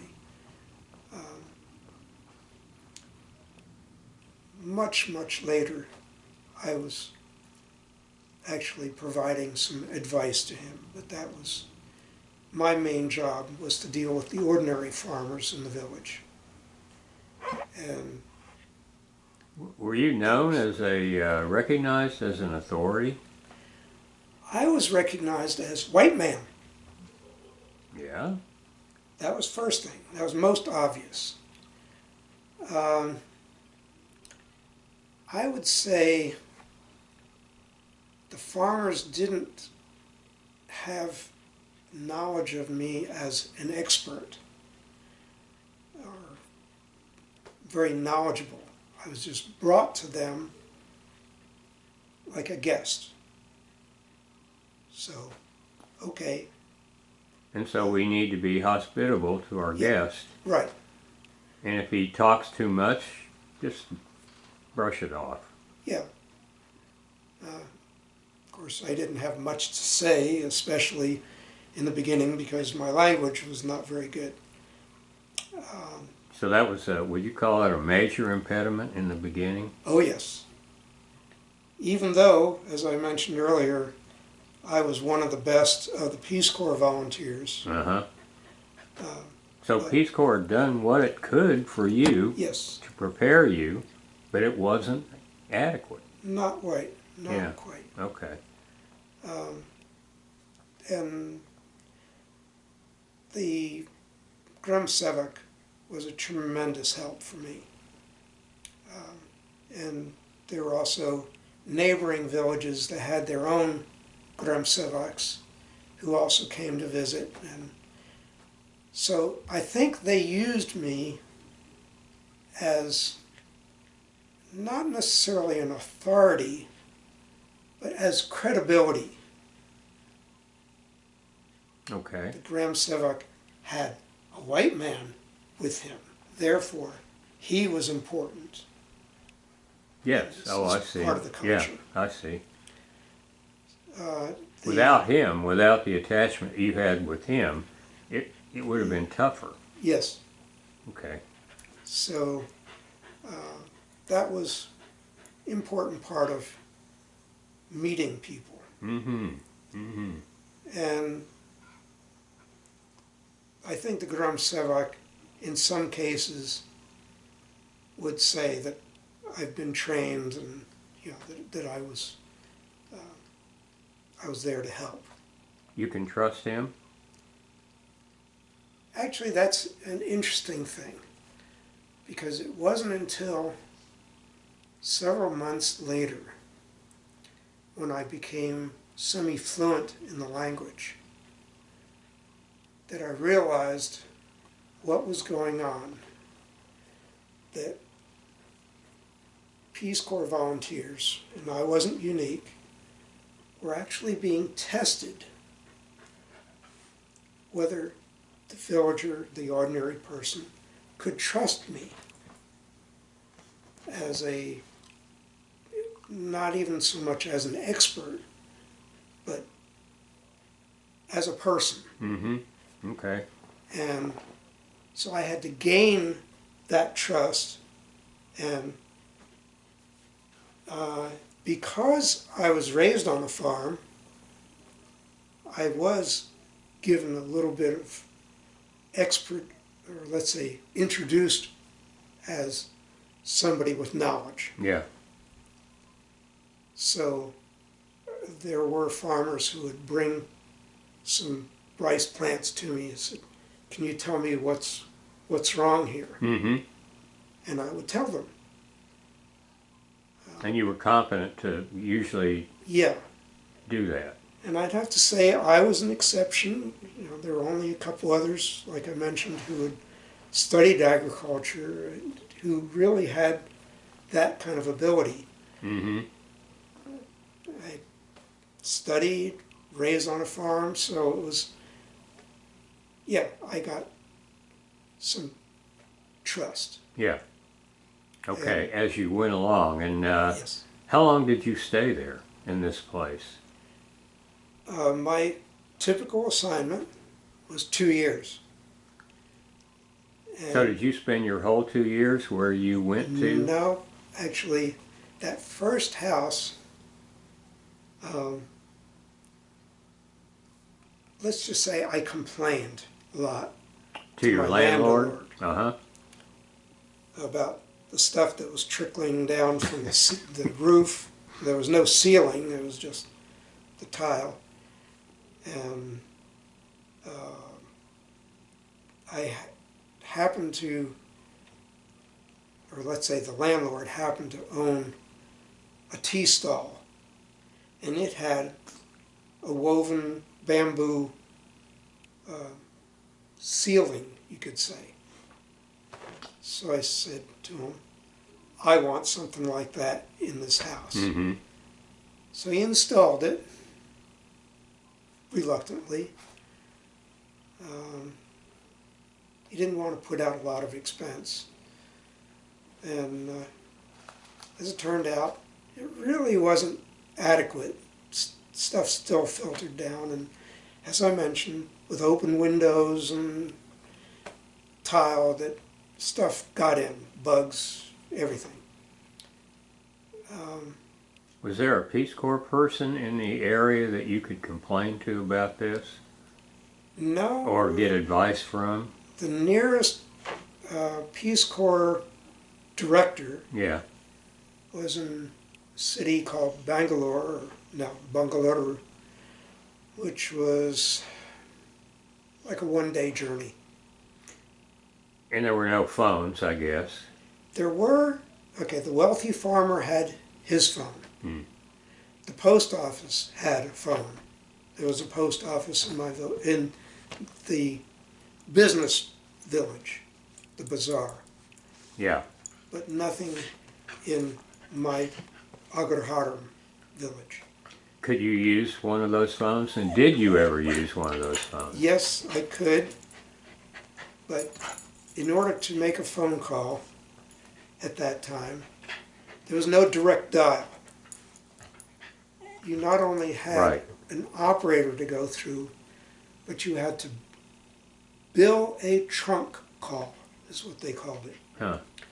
In other words, you made a reservation, and at a certain time and date, you had to be at the phone, ready to make this phone call, Mm-hmm. and they would connect you. Things improved tremendously over the years, but I'm telling you what things were like in 1969. That's right. So, 2 telephones for the whole village. Could you send telegrams? Did you ever do that? No. Okay, so you were really pretty much cut off. Right. All right. Now, So you were talking about your housing, and you were liking it less and Okay. less, and you wanted out.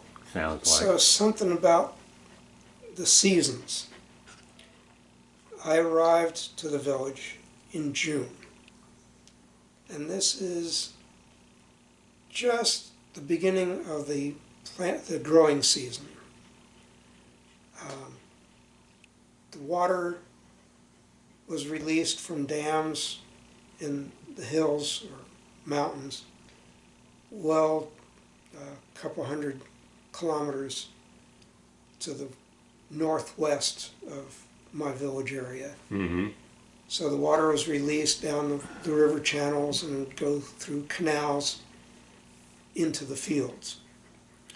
So then it was ready for cultivation. Some farmers, the wealthier farmers, had what were called pump sets, a gasoline-powered or petrol-powered pump. Mm-hmm. Maybe it was oil, I'm not sure. But in any case, so they could get an early start. But the average farmer had to wait for the water to come through the rivers. And the climate was, well, okay, there were 3 seasons. There was the hot season, the hotter season, then the hottest season. The the beginning of the year, mainly February through May, was hot and dry. Then was a hot and humid season, Oh, wow. and this was as the southwest monsoon brought more humid air into the area. We didn't get very much rain from that monsoon because there was a ridge of mountains on the parallel with the west coast of India, and so most of the rain at that time fell to the west of those mountains, not so much to the east. Mm-hmm.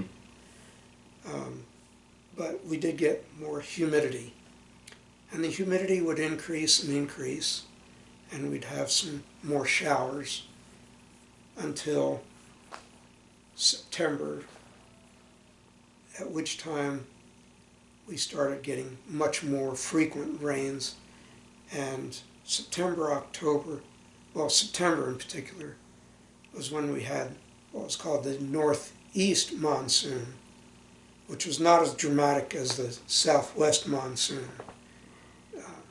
So instead of a line of thunderstorms that would build up day after day over along a slow-moving line, the northeast monsoon just was more frequent rains, but not so much in a line. Yeah. But nevertheless, the point is that we had rain. So we had a rainy season. And in October, we often had, I shouldn't say often, but that's when we're most likely to have a tropical cyclone, which people in continental United States refer to as hurricanes. Mm-hmm. And that would come in from the Bay of Bengal. It might be just a tropical depression, but nevertheless, it would come in from the east and dump a lot of rain. So we then have a rainy period and then relative cool season, December, January, at which time people would cover up and wear hats. Mm-hmm. Mm-hmm. And the temperature dropped all the way down to the 60s Fahrenheit. Okay. So, very, Upper very 60s. Yeah. Yeah. So that was their winter, but it was just short-lived. And then, as I mentioned, the beginning of the year, then it gets dry and hot again. So this during that time, we started getting showers. I mentioned stuff filtering down through my roof. Yeah. Rain. And I was getting rained on in my house. Mm. At which point I said, I've had enough of this. Putting in a ceiling, it's not Yeah. Didn't enough. work.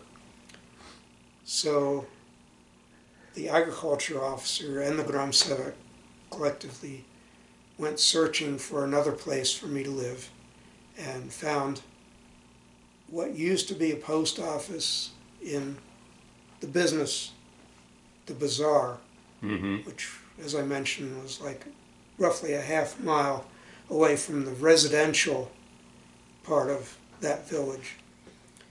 So I moved into that building. And When was this?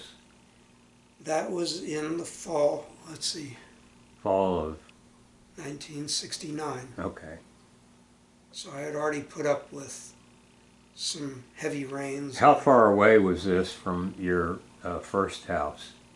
It was like a half mile. Oh, very near then. Yeah. Yeah. Okay.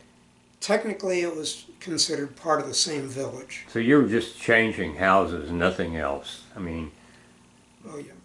yeah. Okay. So I got to move the furniture that I was given, and yeah, that was pretty much what I lived with. Mm-hmm. And it was a brick and cement walled building, in other words, cement covering the brick. So it was a fairly nice building and had a solid roof. Brick, but coated with cement.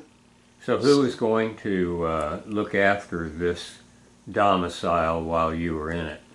Anybody or just you? Look after it was me. Yeah.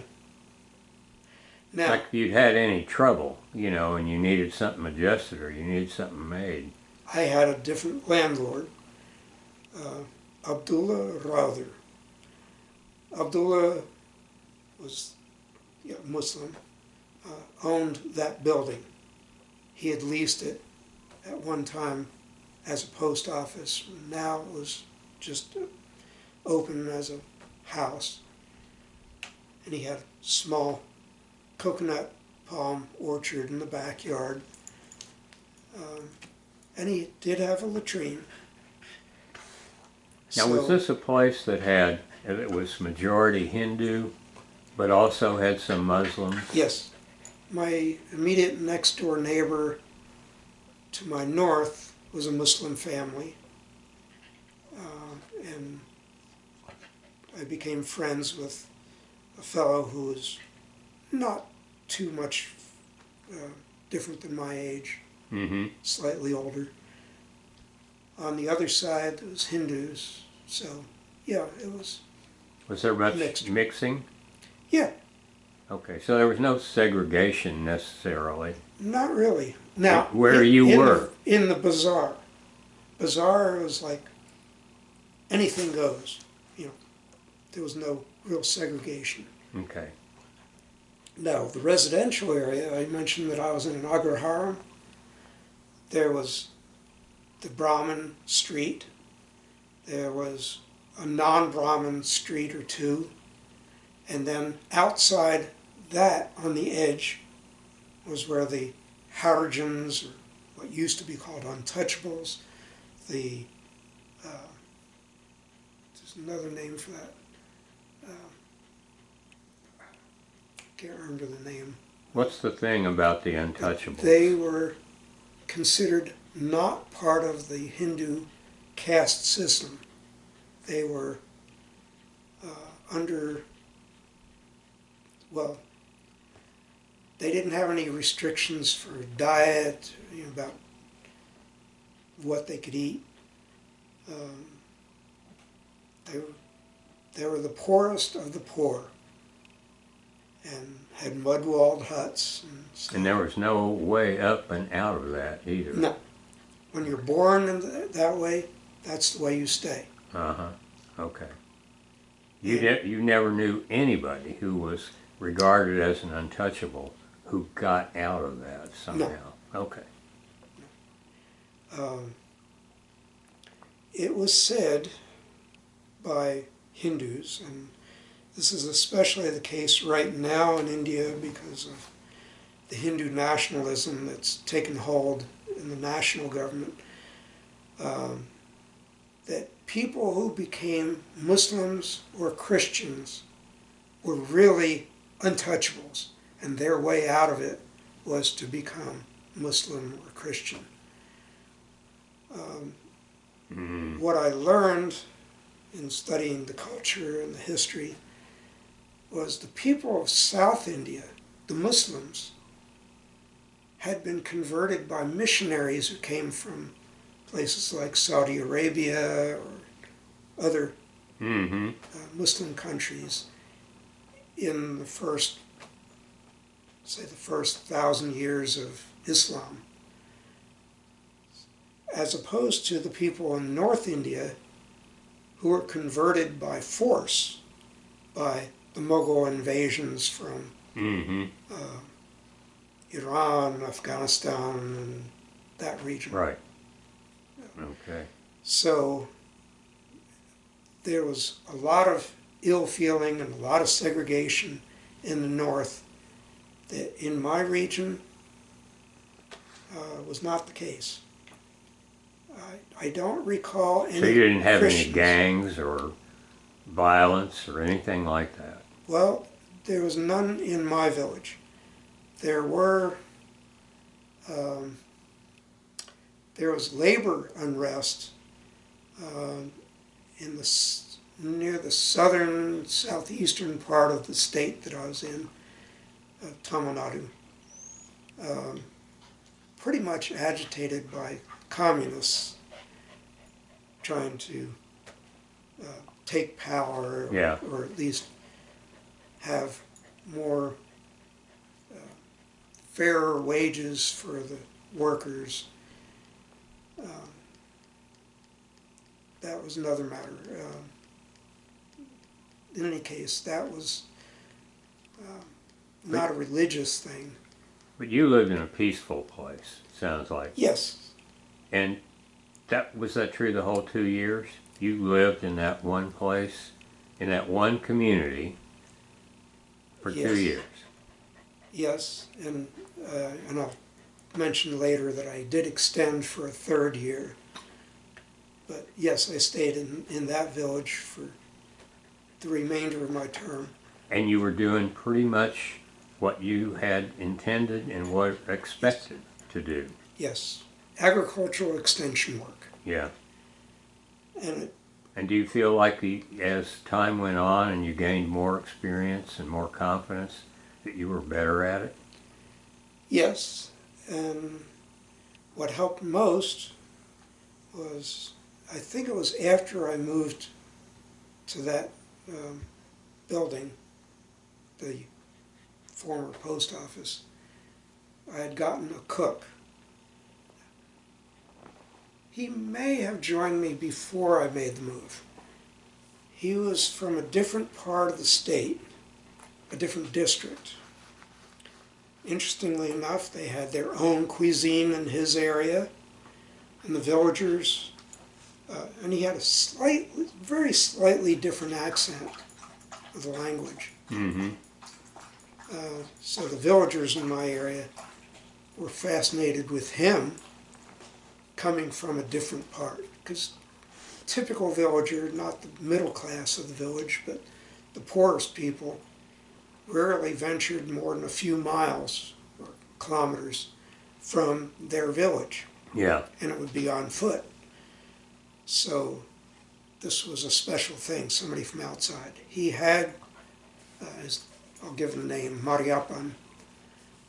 His background was he had been trained to be a cook for another Peace Corps volunteer prior to my arrival. Mm-hmm. So he had already worked for Okay. Peace Corps.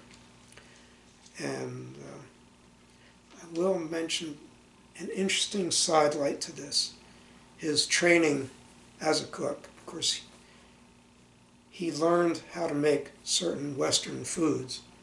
But the most important part of his training was he was trained by another cook and said,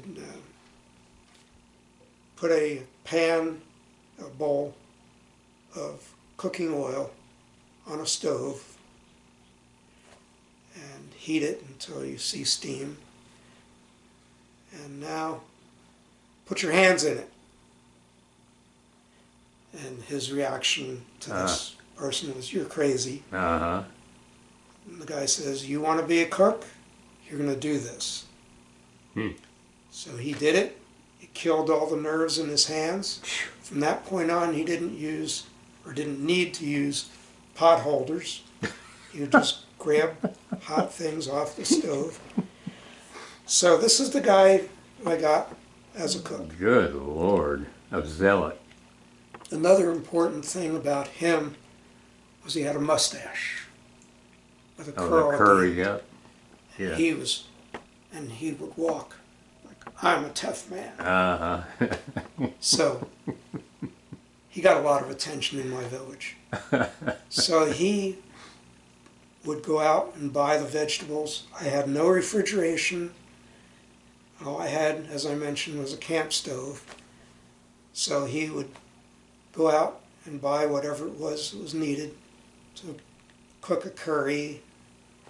And he reluctantly cooked vegetarian for me.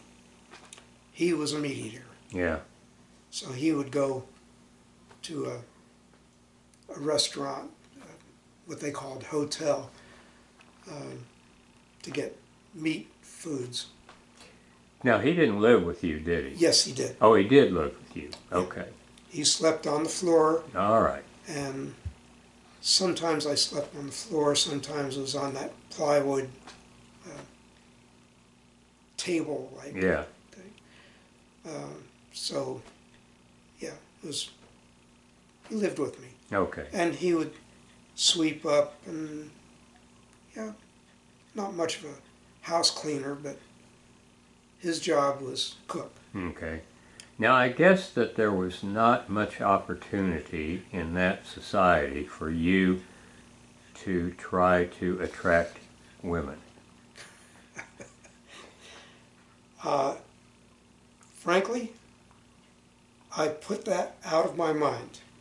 This was not what I was here for. Mm-hmm. Mm-hmm. Even when you'd see some of these beautiful ladies, Oh yes. and you think they'd like to get to know me, and I know for sure I want to get to know them. There was, there was a woman who worked in the post office that some people She was a Brahmin woman, and some villagers thought that I should get married to her. Mm-hmm. No, I didn't. I They didn't told care you for that? her. I wasn't the least bit attracted. And said, no, no, not for me. There was one woman who was a single woman who every day would walk down through the bazaar, down the street, and she was known as the chit lady. A chit fund was like a savings account. Okay. People would deposit money and they would get a chit, a little paper saying how much Yes. she got from them. And I don't know about interest. I didn't get that far, but anyhow, she was very, very attractive, had a beautiful sari. And yes, all the young men, especially single men, they wanted to do business with her. And rumor had it that she was also a prostitute. Mm. But as I said, I was not going to be involved with that.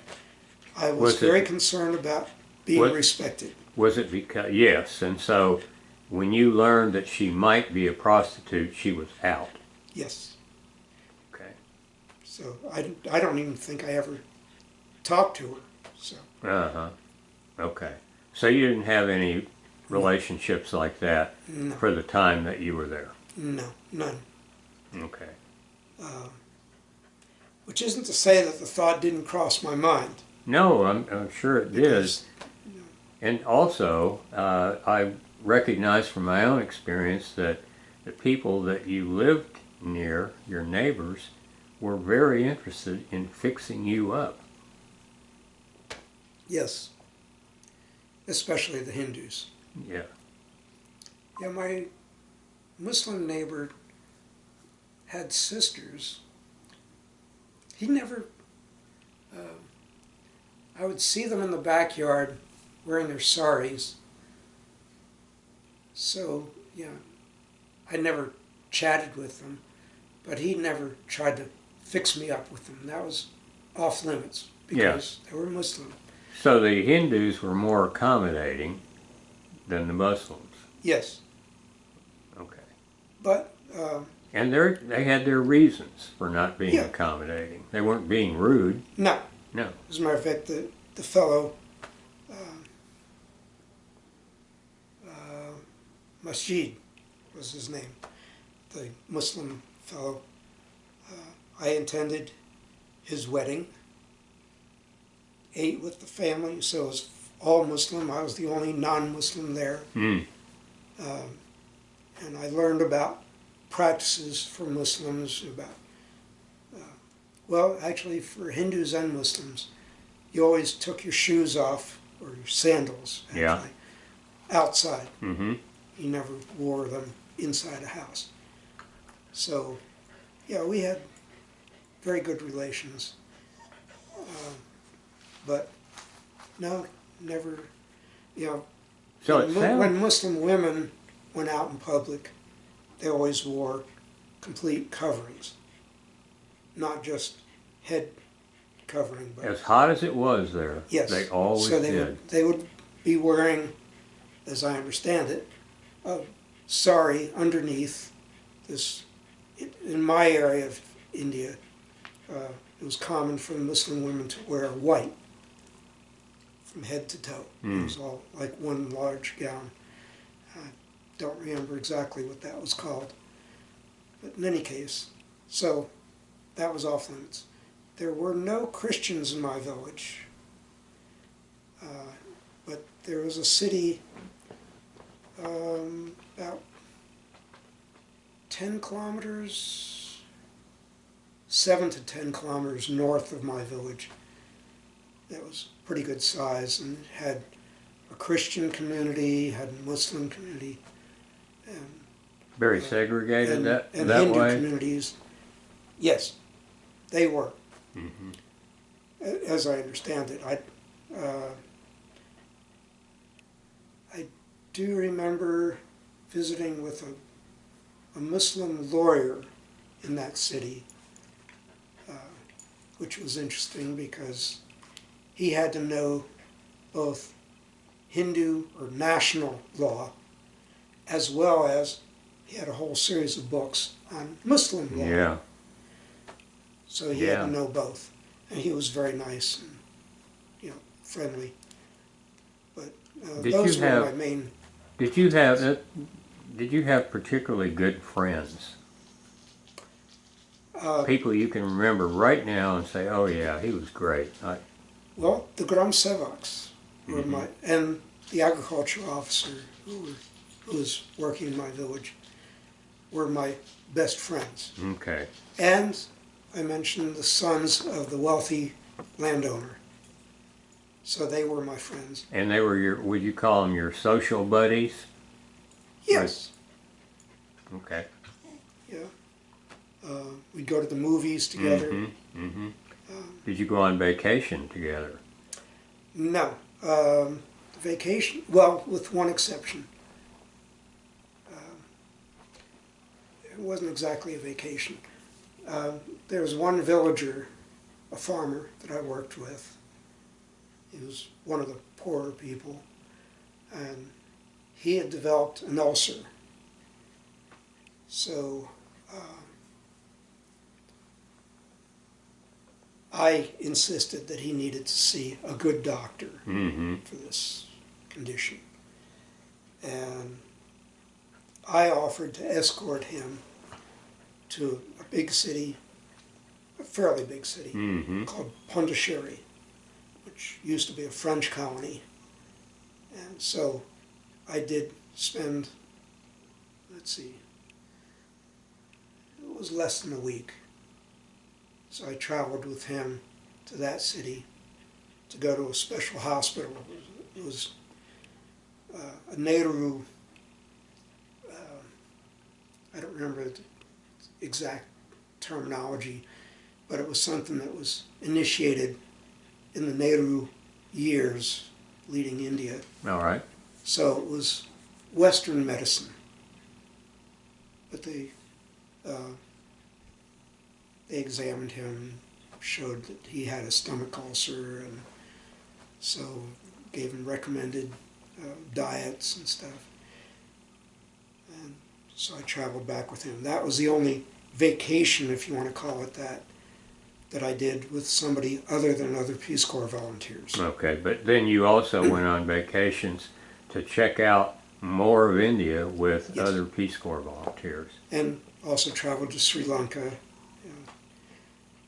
Initially, it was just volunteers from my own group. Mm-hmm. After we were there for a year, an additional group, like mine, was located near us. So at that time, there was a volunteer who was located in the next village to mine. But he was more typical of the liberal arts background. He felt very insecure with anything dealing with agriculture, and he had a lot of difficulty with the language. So we associated with each other. He needed you, right? Yes. Yeah. And I have to say, regarding the language, that after I was there for a year, I was fluent. Excellent. So, you really worked at it. yes. Now, in the time... okay, You just didn't assimilate it, you know. No. You worked at it. I worked at it. Okay. Now, a village teacher for one of the schools befriended me. And he brought me some books to learn the written language. I had some training in the Peace Corps training, but this was to learn how to write and learn, call it their alphabet, which was huge, because for every consonant sound, you wrote the character a different way to include a vowel sound. Mm-hmm. So it was very complicated language to learn in written language. Why did you want to Never. do it in writing? You didn't have to do that. I didn't have to. I don't know of any other Peace Corps volunteers who did. Maybe they did. There may have been some others. But it was partly, I guess, just that I wanted to be, A challenge? well, to meet the challenge, but also to be able to communicate better with a farmer. If I could write out what I was telling him on a piece of paper, there was proof. Okay, this is what I told him he Yeah. needed to do. Mm-hmm. So, So Yeah. you looked at it as part of doing your job. yeah, Okay. but it was also a social thing. Mm-hmm. So, And an intellectual thing for you Yeah. to do that. right. Yeah. Oh, that sounds wonderful. Now, I guess along with learning the language, I had a side interest that also was part of my social life. I was fascinated with the music, Mm-hmm. and the wealthy landowner had a Brahmin music teacher, call him a guru, coming around to teach his daughter. Mm-hmm. And he insisted that the landowner insisted that I should listen to this. And I said, yeah, that's intriguing. I think I could do that. Sure. So it was arranged that I would start getting lessons from this man. Oh, that's wonderful. Wow. And by the way, he traveled to that bazaar, the village, by bus, and then everything else was by foot. And he had a bag with his music books in there. Were you playing an instrument? I got an instrument when I was, it was to accompany the singing. I was learning vocal music, which is what the landowner's daughter was doing. Yeah, okay. And to accompany this, you needed to have a drone instrument. Now, you may have seen with Ravi Shankar and other famous musicians, they usually had a stringed instrument. Yeah. It was held vertically, and Mm-hmm. they'd strum these strings, 4 strings. But I had something similar to that, but it was called a sruti box, or a sruti peti. It was like a harmonium. Mm-hmm. I did get a harmonium. I'll take that back. Because the music teacher had his own drone instrument. So it's like squeezed like an accordion. So you had a box to squeeze, and it had a keyboard. Mm-hmm. So I did Great. learn that. Oh, that just sounds wonderful. So Did you play in a group ever? I didn't play it for anything. It was just to have the drone. And So you didn't entertain with it? no. But I did entertain with my singing. And I learned the music that was there, like South Indian classical music, which is called Carnatic music. Mm-hmm. And it's mainly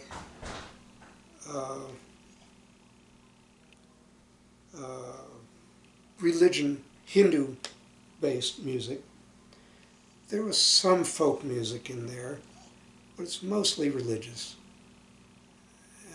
And when you sang, did you sing with a group or did you Solo. sing solo? I sang solo and would have somebody doing the drone, Mm-hmm. and Oh, there that's was one person Um, a common accompaniment would be a fiddle, Mm-hmm. if there was one available. The other most common thing was a drum, which had a drum head on either side, and so the drumming was learned. I mean, this had to be a good musician. Mm-hmm. And then, in a very simple way, somebody might have a clay pot, totally round pot with an open end, and had rings on a finger that he'd tap on the pot to keep the rhythm. So that was my accompaniment. Uh-huh. Most commonly it was the drone and my solo.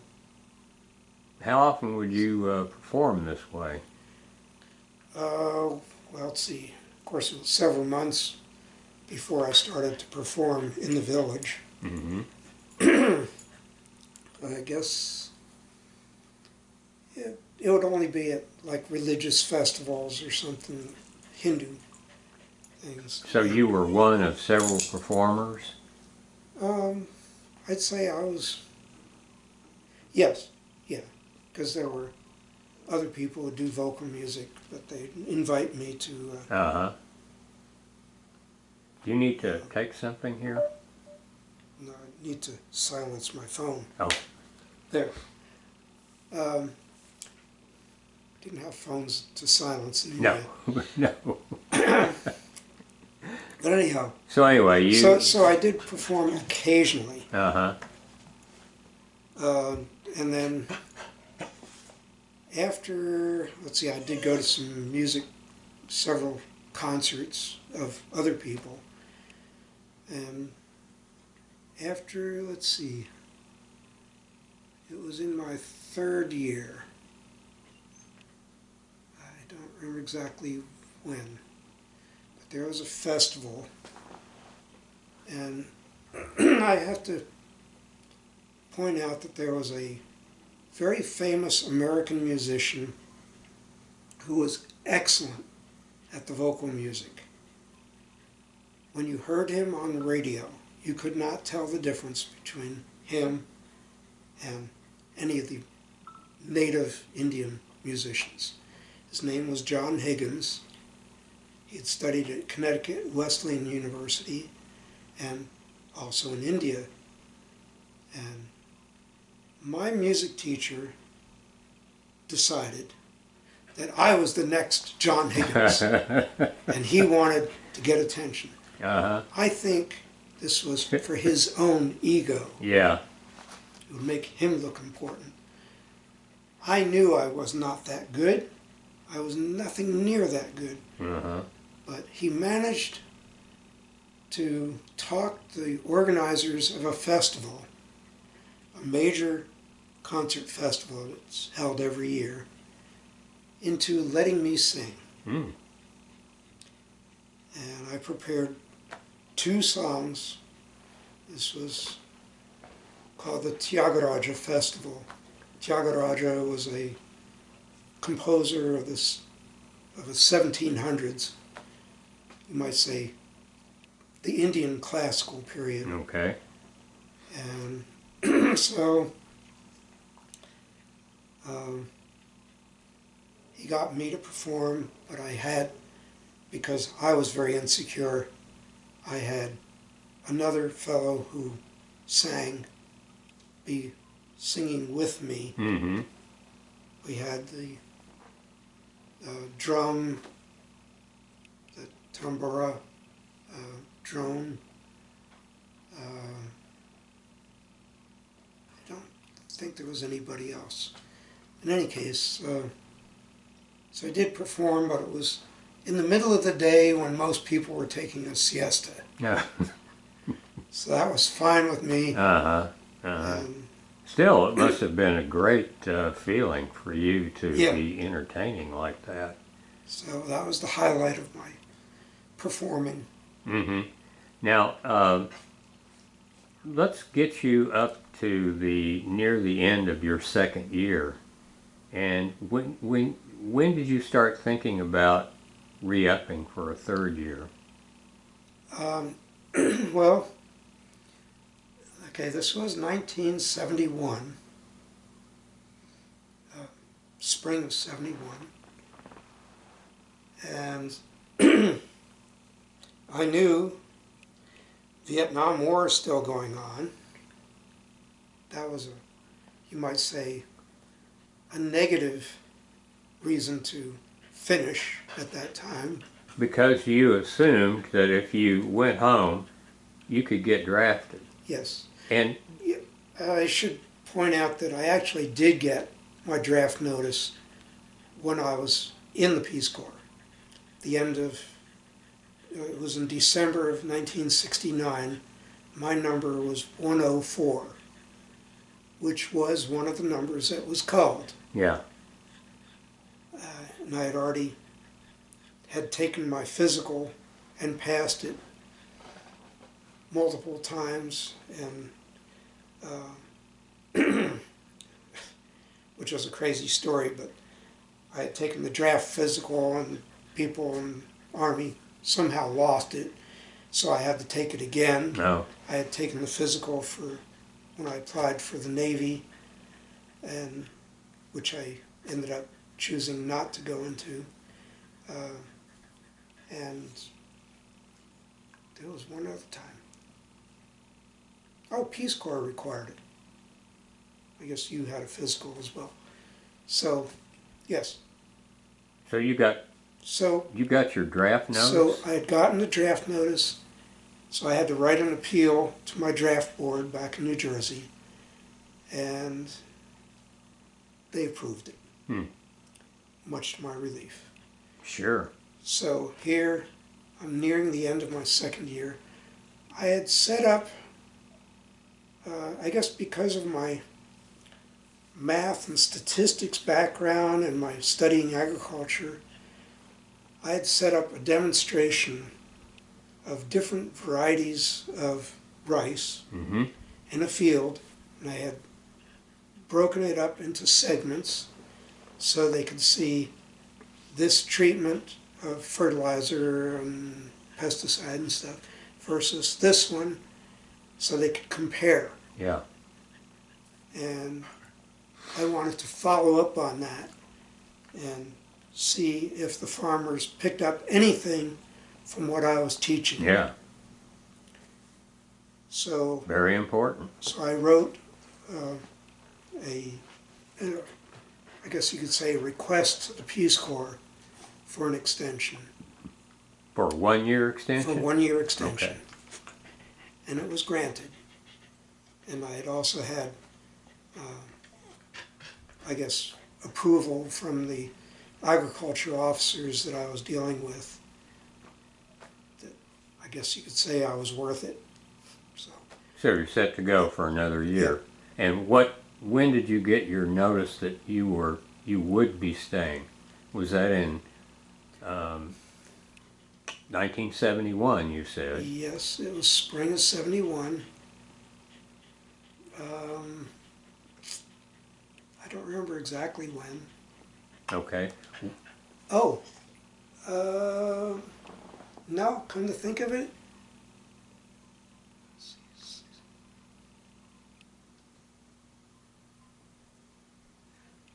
it was the end of 1970. Oh, okay. Okay.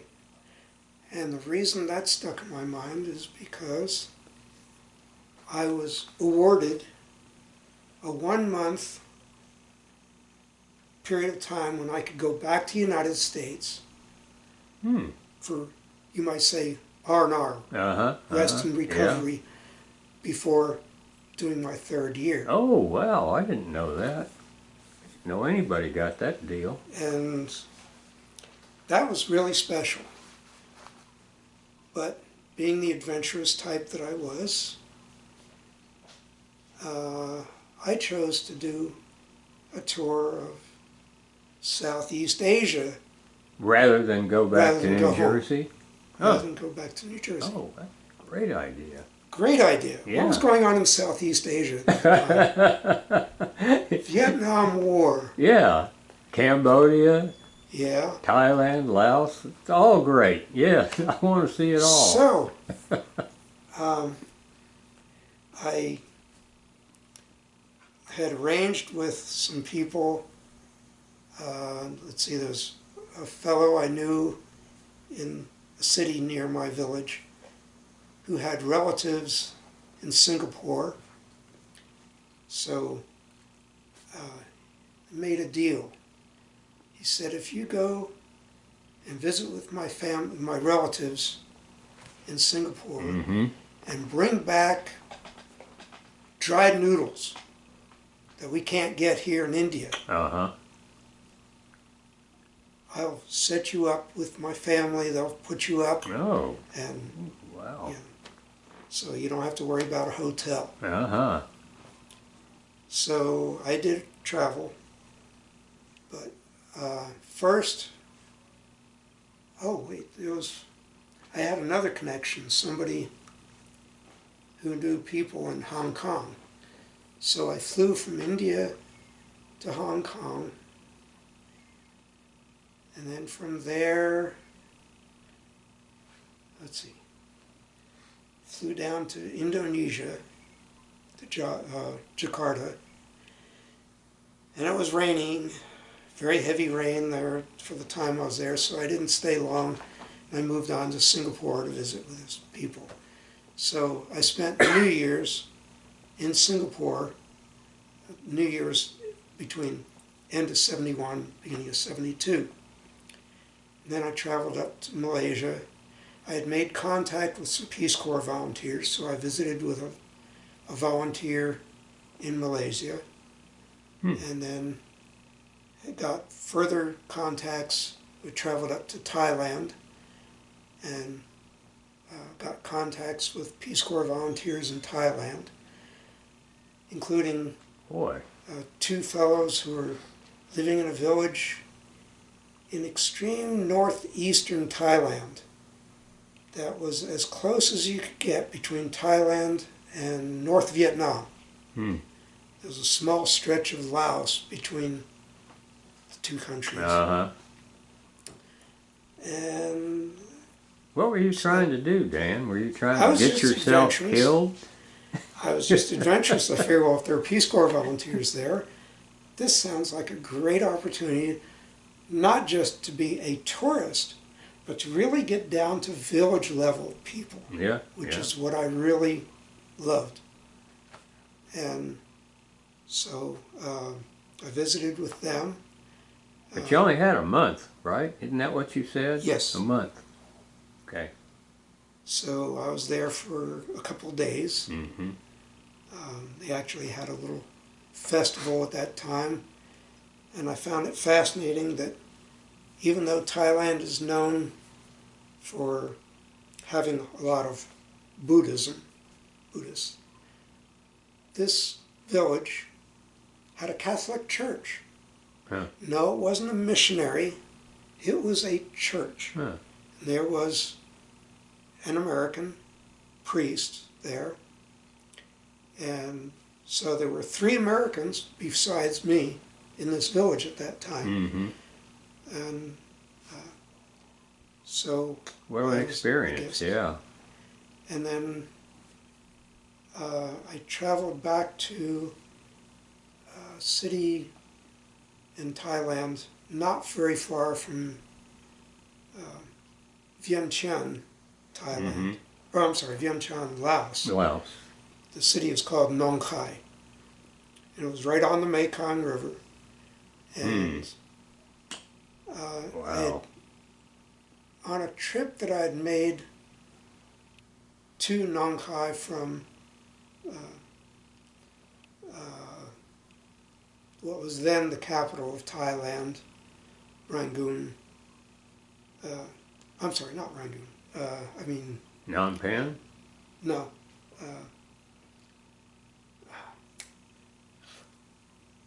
Oh, well. The capital of Thailand at that time. Still is. Bangkok. Oh, Bangkok. Sorry, yeah. it's taking so long. So I was on a train from Bangkok up to Nong Khai. And while I was on that train, I sat next to a British journalist. And, I explained that I was going to visit this Peace Corps volunteer in northeastern Thailand. Mm-hmm. And he said, well, you might as well go to Laos. I'm going there. So, let me give you some contacts. Ah. Some American contacts there. Wow. So he was, Very and he was accommodating. quite a character. He not only was giving me contacts with Americans in Vientiane, which was one of the two biggest cities of Laos, but he said, and then you can go from Vientiane to Luang Prabang, which is the royal capital of Thailand, and then go on up further north and go into northern Thailand to a city called Chiang Mai. And he gave me this route and how to get there and overland and, take planes part of the way and then How overland. could you afford to do this? Oh, it was cheap. Travel was very cheap. Take planes, you said? Yeah, That's not cheap. it was Laotian Royal Airlines. So anyway, you could So- afford it. So it was a, what was it, like a DC-1, DC-3? It was not much larger than it was like I know what a DC-3 is. okay, Yeah. the path, they took, let's see, I'll say maybe a dozen passengers, Mm-hmm. and one of which happened to be a lady with a basket of chickens and chewing betel nut and spitting on the floor. But anyhow, so yes, that was a So you an had air- quite an so that was an experience. airplane. Quite But I an didn't. experience. Well, there's more to that story I'll get back to. So after getting back to Nong Khai and going to Vientiane and visiting with some Americans there who were teaching English as a foreign language, one surprising thing I saw in Vientiane was a place where the Laotian communists were quartered, and they were playing volleyball and having a good time there. And my place of contacts with for my travel in Laos was the USAID complex, Mhm. Aid for International Development, where I met up with some Israeli agricultural specialists to go out and visit a research farm Mm-hmm. that they were working with for irrigation, Mhm. early irrigation research. And the Israelis were excellent with that. Mm-hmm. Unfortunately, I didn't know any Hebrew, or hardly any, so language was very difficult with them. But the point is, we went out to a Laotian village and saw the tobacco and other things there. And then I was left on my own to visit with the villagers. And I didn't know Laotian. Right. Visit with But- the villagers. How am I going to do that? Laos used to be a French colony, and there was a monk, a Buddhist monk there, who was fluent in French. So my French, which was not quite fluent, but fairly good at that time, Mm-hmm. he and I were able to communicate. You So got he was along. my translator to meet with villagers and sit down and have tea with them. So had a fascinating village visit there. but I was told I need to get back to the center of this little village by a certain time, because if I missed the jeep going back to Vientiane, I was at the mercy of the communists who would take over that village at night. It was a flip-flop village. I wasn't aware of that until that time. It was news to me. And, there was a very strange war going on in Laos, so I guess let it go so. at that. And anyhow, so then I got back to Vientiane. I got to the airport for the flight to Luang Prabang, and about halfway between the two cities, I'm sitting next to a Laotian man who, let's see, he was sitting to my right, and he's looking out the window, which was to my left, and his eyes get really wide. I look out the window, and the engine, it was just two engines on this plane, the propeller, on fire. Ooh. And at which point the plane turns, goes back to Vientiane with no refunds, no plan to get me on another plane. It was like, oh well, your trip is over. So I decided, okay, this is ominous and I'm running out of time. So I went back to Bangkok and then flew on to Rangoon. Rangoon was the capital of Burma at the time. Myanmar is now what it's called.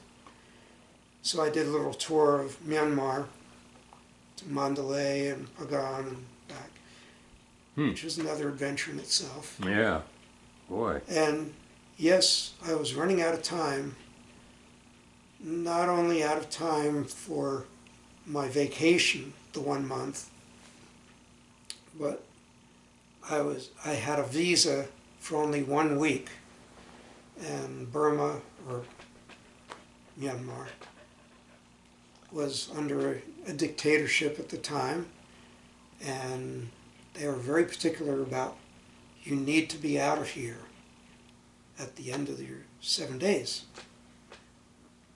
And I was going to go back to India.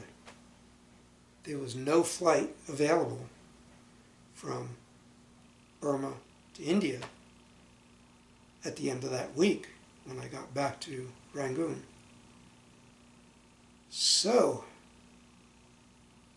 they were insisting that I have to stay, or I have to leave by this date. And how were you to So leave? the government made a deal with an airline called Aeroflot. Have you ever heard of Aeroflot? I might have. Seems familiar. Soviet Union airline. Oh, huh. They put me on that plane. All the instructions were no communication with anybody, just get him over to Calcutta and you're on. Yeah. Move on. So, a little uncomfortable time riding on this plane, but But at least you didn't wake up in in a jail. Russia.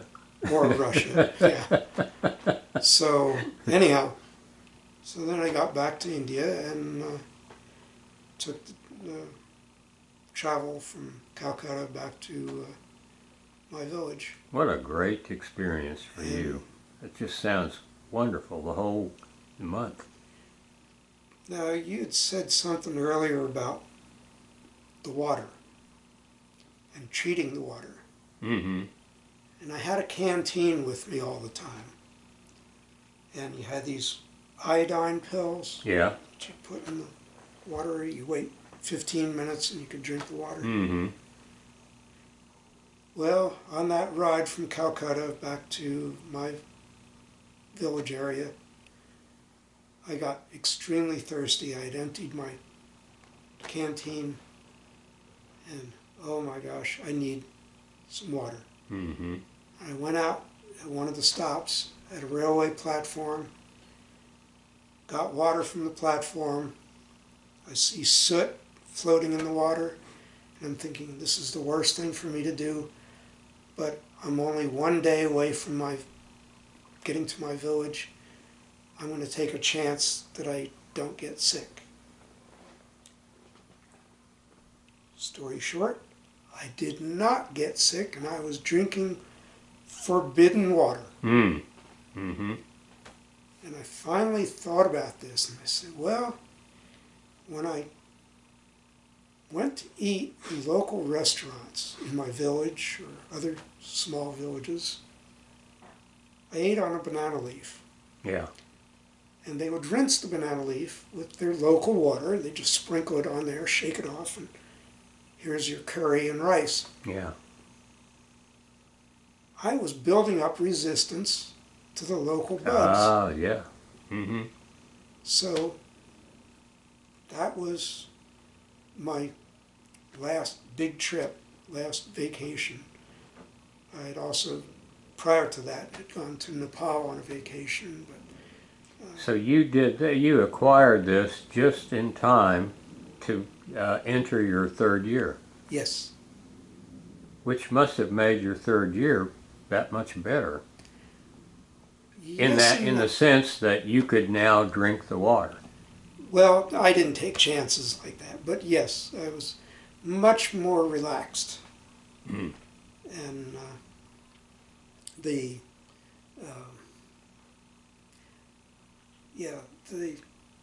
And it seems to me that There you are were many saying ways. that you're at least insinuating that your third year you were going to be kind of validating yourself to see how well you had done. yes, And you didn't know until you could be there and check it out, Yes. and you needed that third year to do it. yes. Okay. So that's what you did your third year? I also got involved with my neighboring Peace Corps volunteer, trying to introduce farmers to growing cotton during the dry season, Hmm. early part of the year. Yeah. And because this was during the Bangladesh War, Bangladesh trying to fight for independence from Pakistan, I thought there'd be a big market for cotton. Mm-hmm. I didn't have any assurance of this, so I told the farmers, okay, you have nothing to lose. You don't have to worry about fertilizers. This will grow pretty well by itself. Well, as it turned out, and Bangladesh was and still is known for cotton cloth. Uh-huh. But as it turned out, market was terrible. They So just there's- rejected the idea of cotton for Well, clothing. the farmers grew it, but didn't have a market for it. Huh. So they had some labor costs. Did they not know what to do with it? I never did find out what they did with it. I had the belief, or maybe it was a rumor, that they just built bonfires. And threw the cotton balls on the Yeah. bonfire? Well, I mean, there were weavers in the village. Yeah, I remember seeing people spin cotton and weave it, so I guess it wasn't totally strange to them, but I have no idea whatever happened to the cotton. Huh. But It was a great idea, but yeah, but it just didn't Yeah. work. but that was a third year task, and something else that I did in the third year, along with my neighboring volunteer, was to introduce farmers to growing soybeans. Uh-huh. And of course, their reaction was, what do I do with these Yeah, things? what for? This is not our diet. And this was not China, where soybeans is a major produce. So I said, well, it can be pressed for oil, but you had to have a place where they could be pressed, and you had to harvest the beans at just the right time. And if you waited too long, the bean pods opened up and the beans dropped out on the ground. And this came at about a time that there were still some showers. So the rain came, and so I lost a soybean crop. You know, there were only a few farmers who tried this. So I hate to say this, but I felt like a failure. Mm. Because of the soybeans? Yes. And the cotton? And the cotton. Mm. Well, that's not good. Now, that Peace Corps volunteer took on a different kind of enterprise rather than be compared with me for my knowledge of rice agriculture. Mm-hmm. He worked with some people raising chickens, egg layers. And you wanted nothing to do with that. Exactly. So I said, it's fine, you do this. I'll give you advice, but no. Mm-hmm.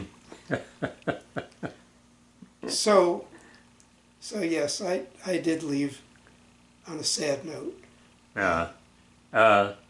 Were you apprehensive about leaving?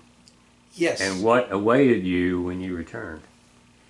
I was worried about that. Mm-hmm. On the good side, I knew I had a job waiting for me, because I mentioned that I was a trainee for the Weather Bureau. Yeah. So I was going to have a job waiting for me in National Weather Service. And this is extremely unusual for Peace Corps volunteers, which might have been your experience, to come back to having a job. Oh, no. I didn't know anybody that had a job. No. So that was a special thing, which was a relief. Yeah. But I wasn't quite sure what it was going to be like coming back to the States. But before we get to that, were you at all worried that your draft board would draft you again? I was, but as it turned out, this was beginning of July 1972, and the United States was already starting to wind down its involvement in Vietnam. So, and I was also 26 years old by that time. So I was, you might say, gambling between the age and Vietnam winding down some, that I might not have to worry about that. I didn't know. It was uncertain. But you weren't very apprehensive about it. No. And because you had this job and you yes. really wanted this job. It wasn't Yes. just some job. Right. Yeah. And I guess I could have fallen back on military if necessary. I mean, if I was accepted by the Navy one time, they could certainly accept me a second time. Yeah. But that, I didn't. So have you to never do. got drafted again anyway? No, actually, Navy did accept me, but it was just days, about 2 days before I was supposed to leave the United States to go to India. And I met with a recruiter, and I said, what is general line officer, that I was accepted for? Yeah. And he said, well, you could be in charge of the boiler room, you could be officer of the deck, you could be... I said, no, wait a second. I have a bachelor's degree in meteorology. I want to be a weather forecaster for the Navy. Well, we don't have any positions for that. You just go where we send you. So I crossed that off. I crossed that Yeah. off. So coming back to the United States, yeah, there was apprehension. I did do some additional travel for which I had to take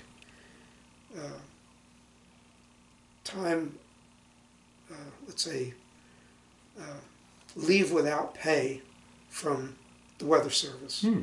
You were lucky to get that.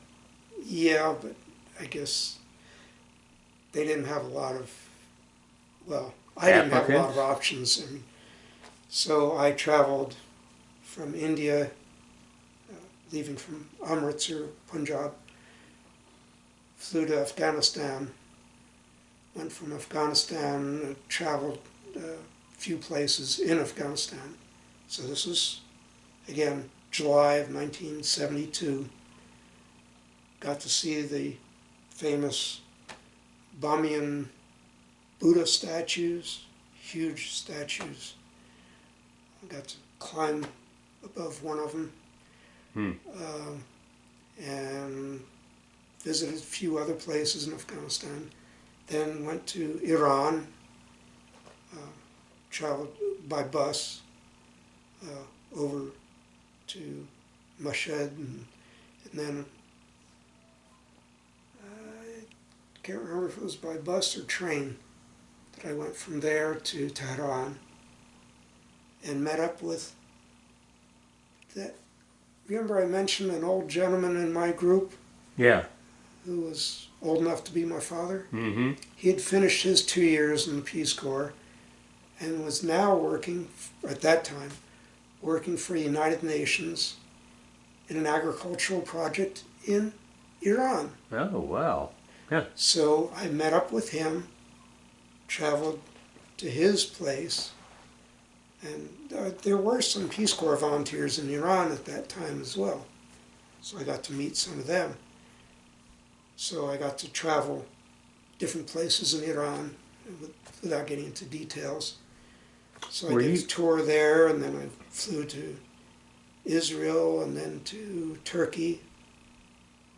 Oh, or was it the other way around? Well, that's quite a trip. Yeah, I can't remember what the sequence Were you was. hoping? Were you hoping that on this trip that you might get a new gig? You might, huh? You mean a new job? Yeah. Yeah. No, I really wanted to be a weather forecaster. Okay. Well, it just crossed my mind that you were meeting these people, and it sounded like you could you had a facility to introduce yourself and tell people about yourself and what your experience has been. And oh, you don't say. Well, let's talk some more. That kind of thing. But that was not in your mind. No, Okay. I was satisfied going to the Weather Service. And readjustment, and I don't know if this is going to be one of your questions, but readjustment to the United States was difficult. It took me at least a few weeks, at least. How was this manifest? Well, one of the first things was my parents greeted me at an airport near New York City. I don't remember, it might have been John F. Kennedy Airport. But anyhow, in the time I was gone, they had gotten a car with air conditioning. Ooh. I had no air conditioning for over 3 years. I had ceiling fan like I have in this room, but nothing like air conditioning. Yeah. And I was freezing in that car for the hour and a half or so it took to get home. Mm-hmm. And my father was proud of having a window air conditioner in the house. Ah. Who needs this? The next most difficult thing was, I was raised on a poultry farm. And with the exception of a few years when I was very young, we didn't have any dairy cows. And my mother says, why don't you go over to the Williamsons and get some milk? It was a dairy farm. So, she gives me the keys to her car. Yes, for some reason I still remembered how to drive a car. And I'm driving down the highway, and there's a car coming straight at me. And I'm waving, Get over to your side. At which point I realized I'm on the wrong You're side. on the wrong side. This is, I'm thinking India, you stay on the left side. Ah, So I wow. pulled off on the shoulder and saved my life. Wow, So- that was something. Yes, there were times. Let me ask this also about readjustment. You've got all of this experience now, all these memories up here just roiling around, and you're meeting new people, and you don't want to bombard them. So how do you, that's a readjustment right there, Well, socially. and there was, and I'm sure you had the same experience. You want to tell people about this. You do. You know, You do. I mean, you could send letters home, but it just didn't quite capture things. Even if you sent pictures, they didn't know what that meant. Nah, So I wanted to entertain my family. For the first week that I was home, every night I'd bring out another stack of slides to show slides and tell about these things. And of course, my father, partly because he was still a farmer, he'd fall asleep. And other family Yeah. members were like, "Oh, this is too much." I'd go for a couple hours every day. And yes, I just wanted to tell people about it. I was invited to speak at an elementary school, Mm-hmm.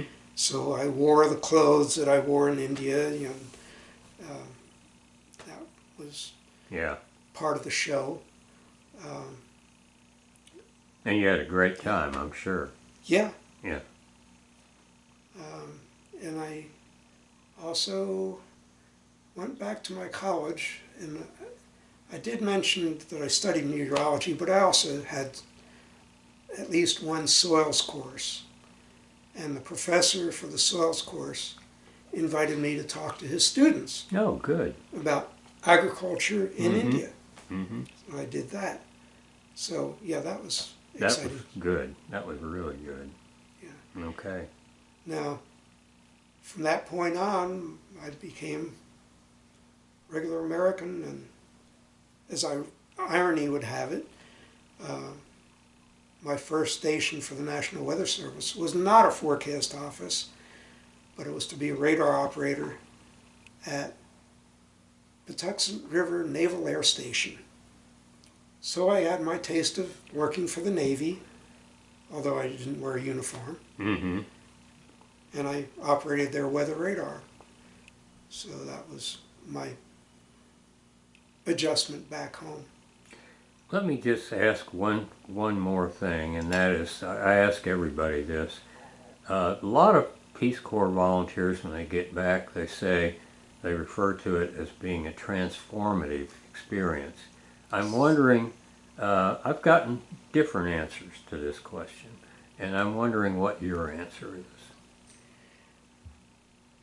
Yes, it was. In at least two ways, maybe three. Yeah. For one thing,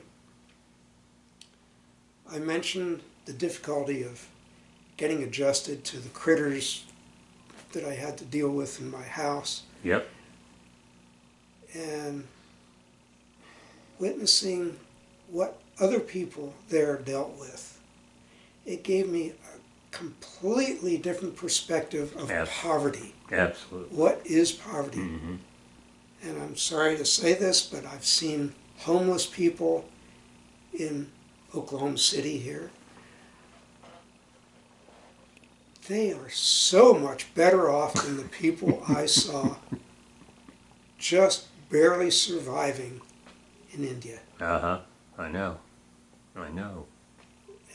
And I'm talking people who are just skin and bones, and you know, it was, Yeah.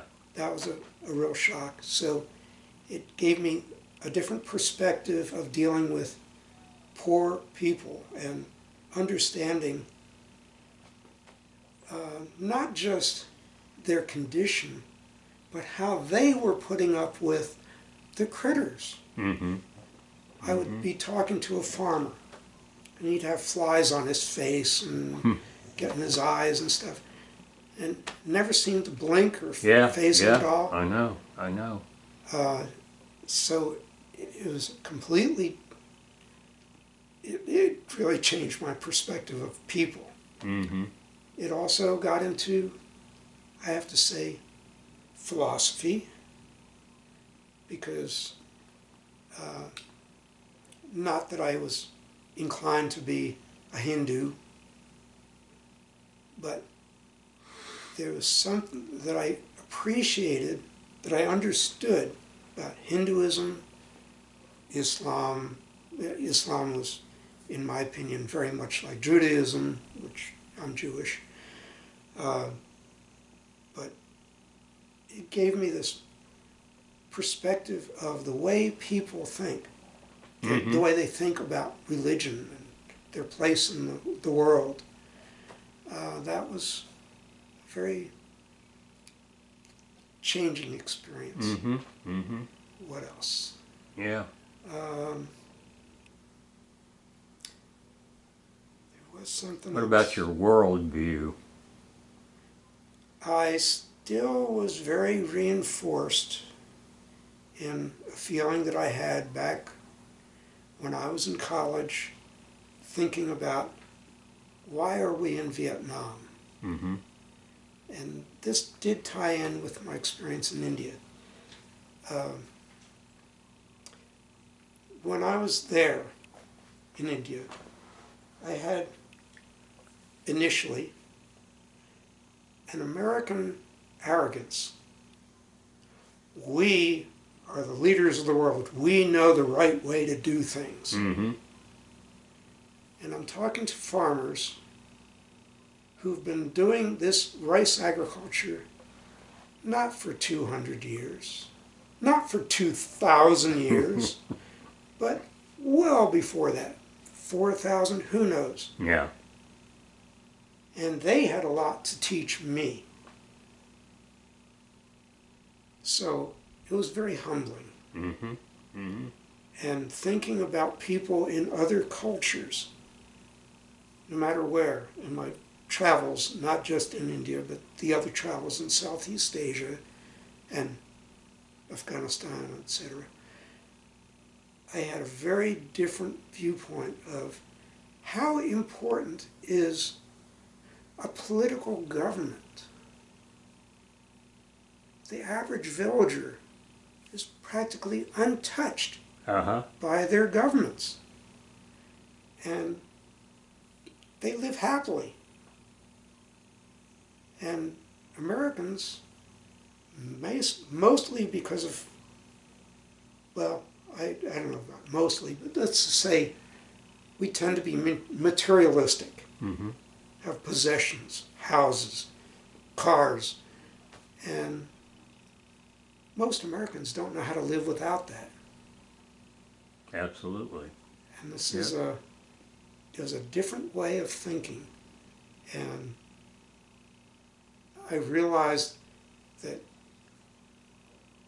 we have, and this is one of the Peace Corps themes or goals, to learn from others, Yes. not just to give them. And you sure did. Yes. All right. I think that's gonna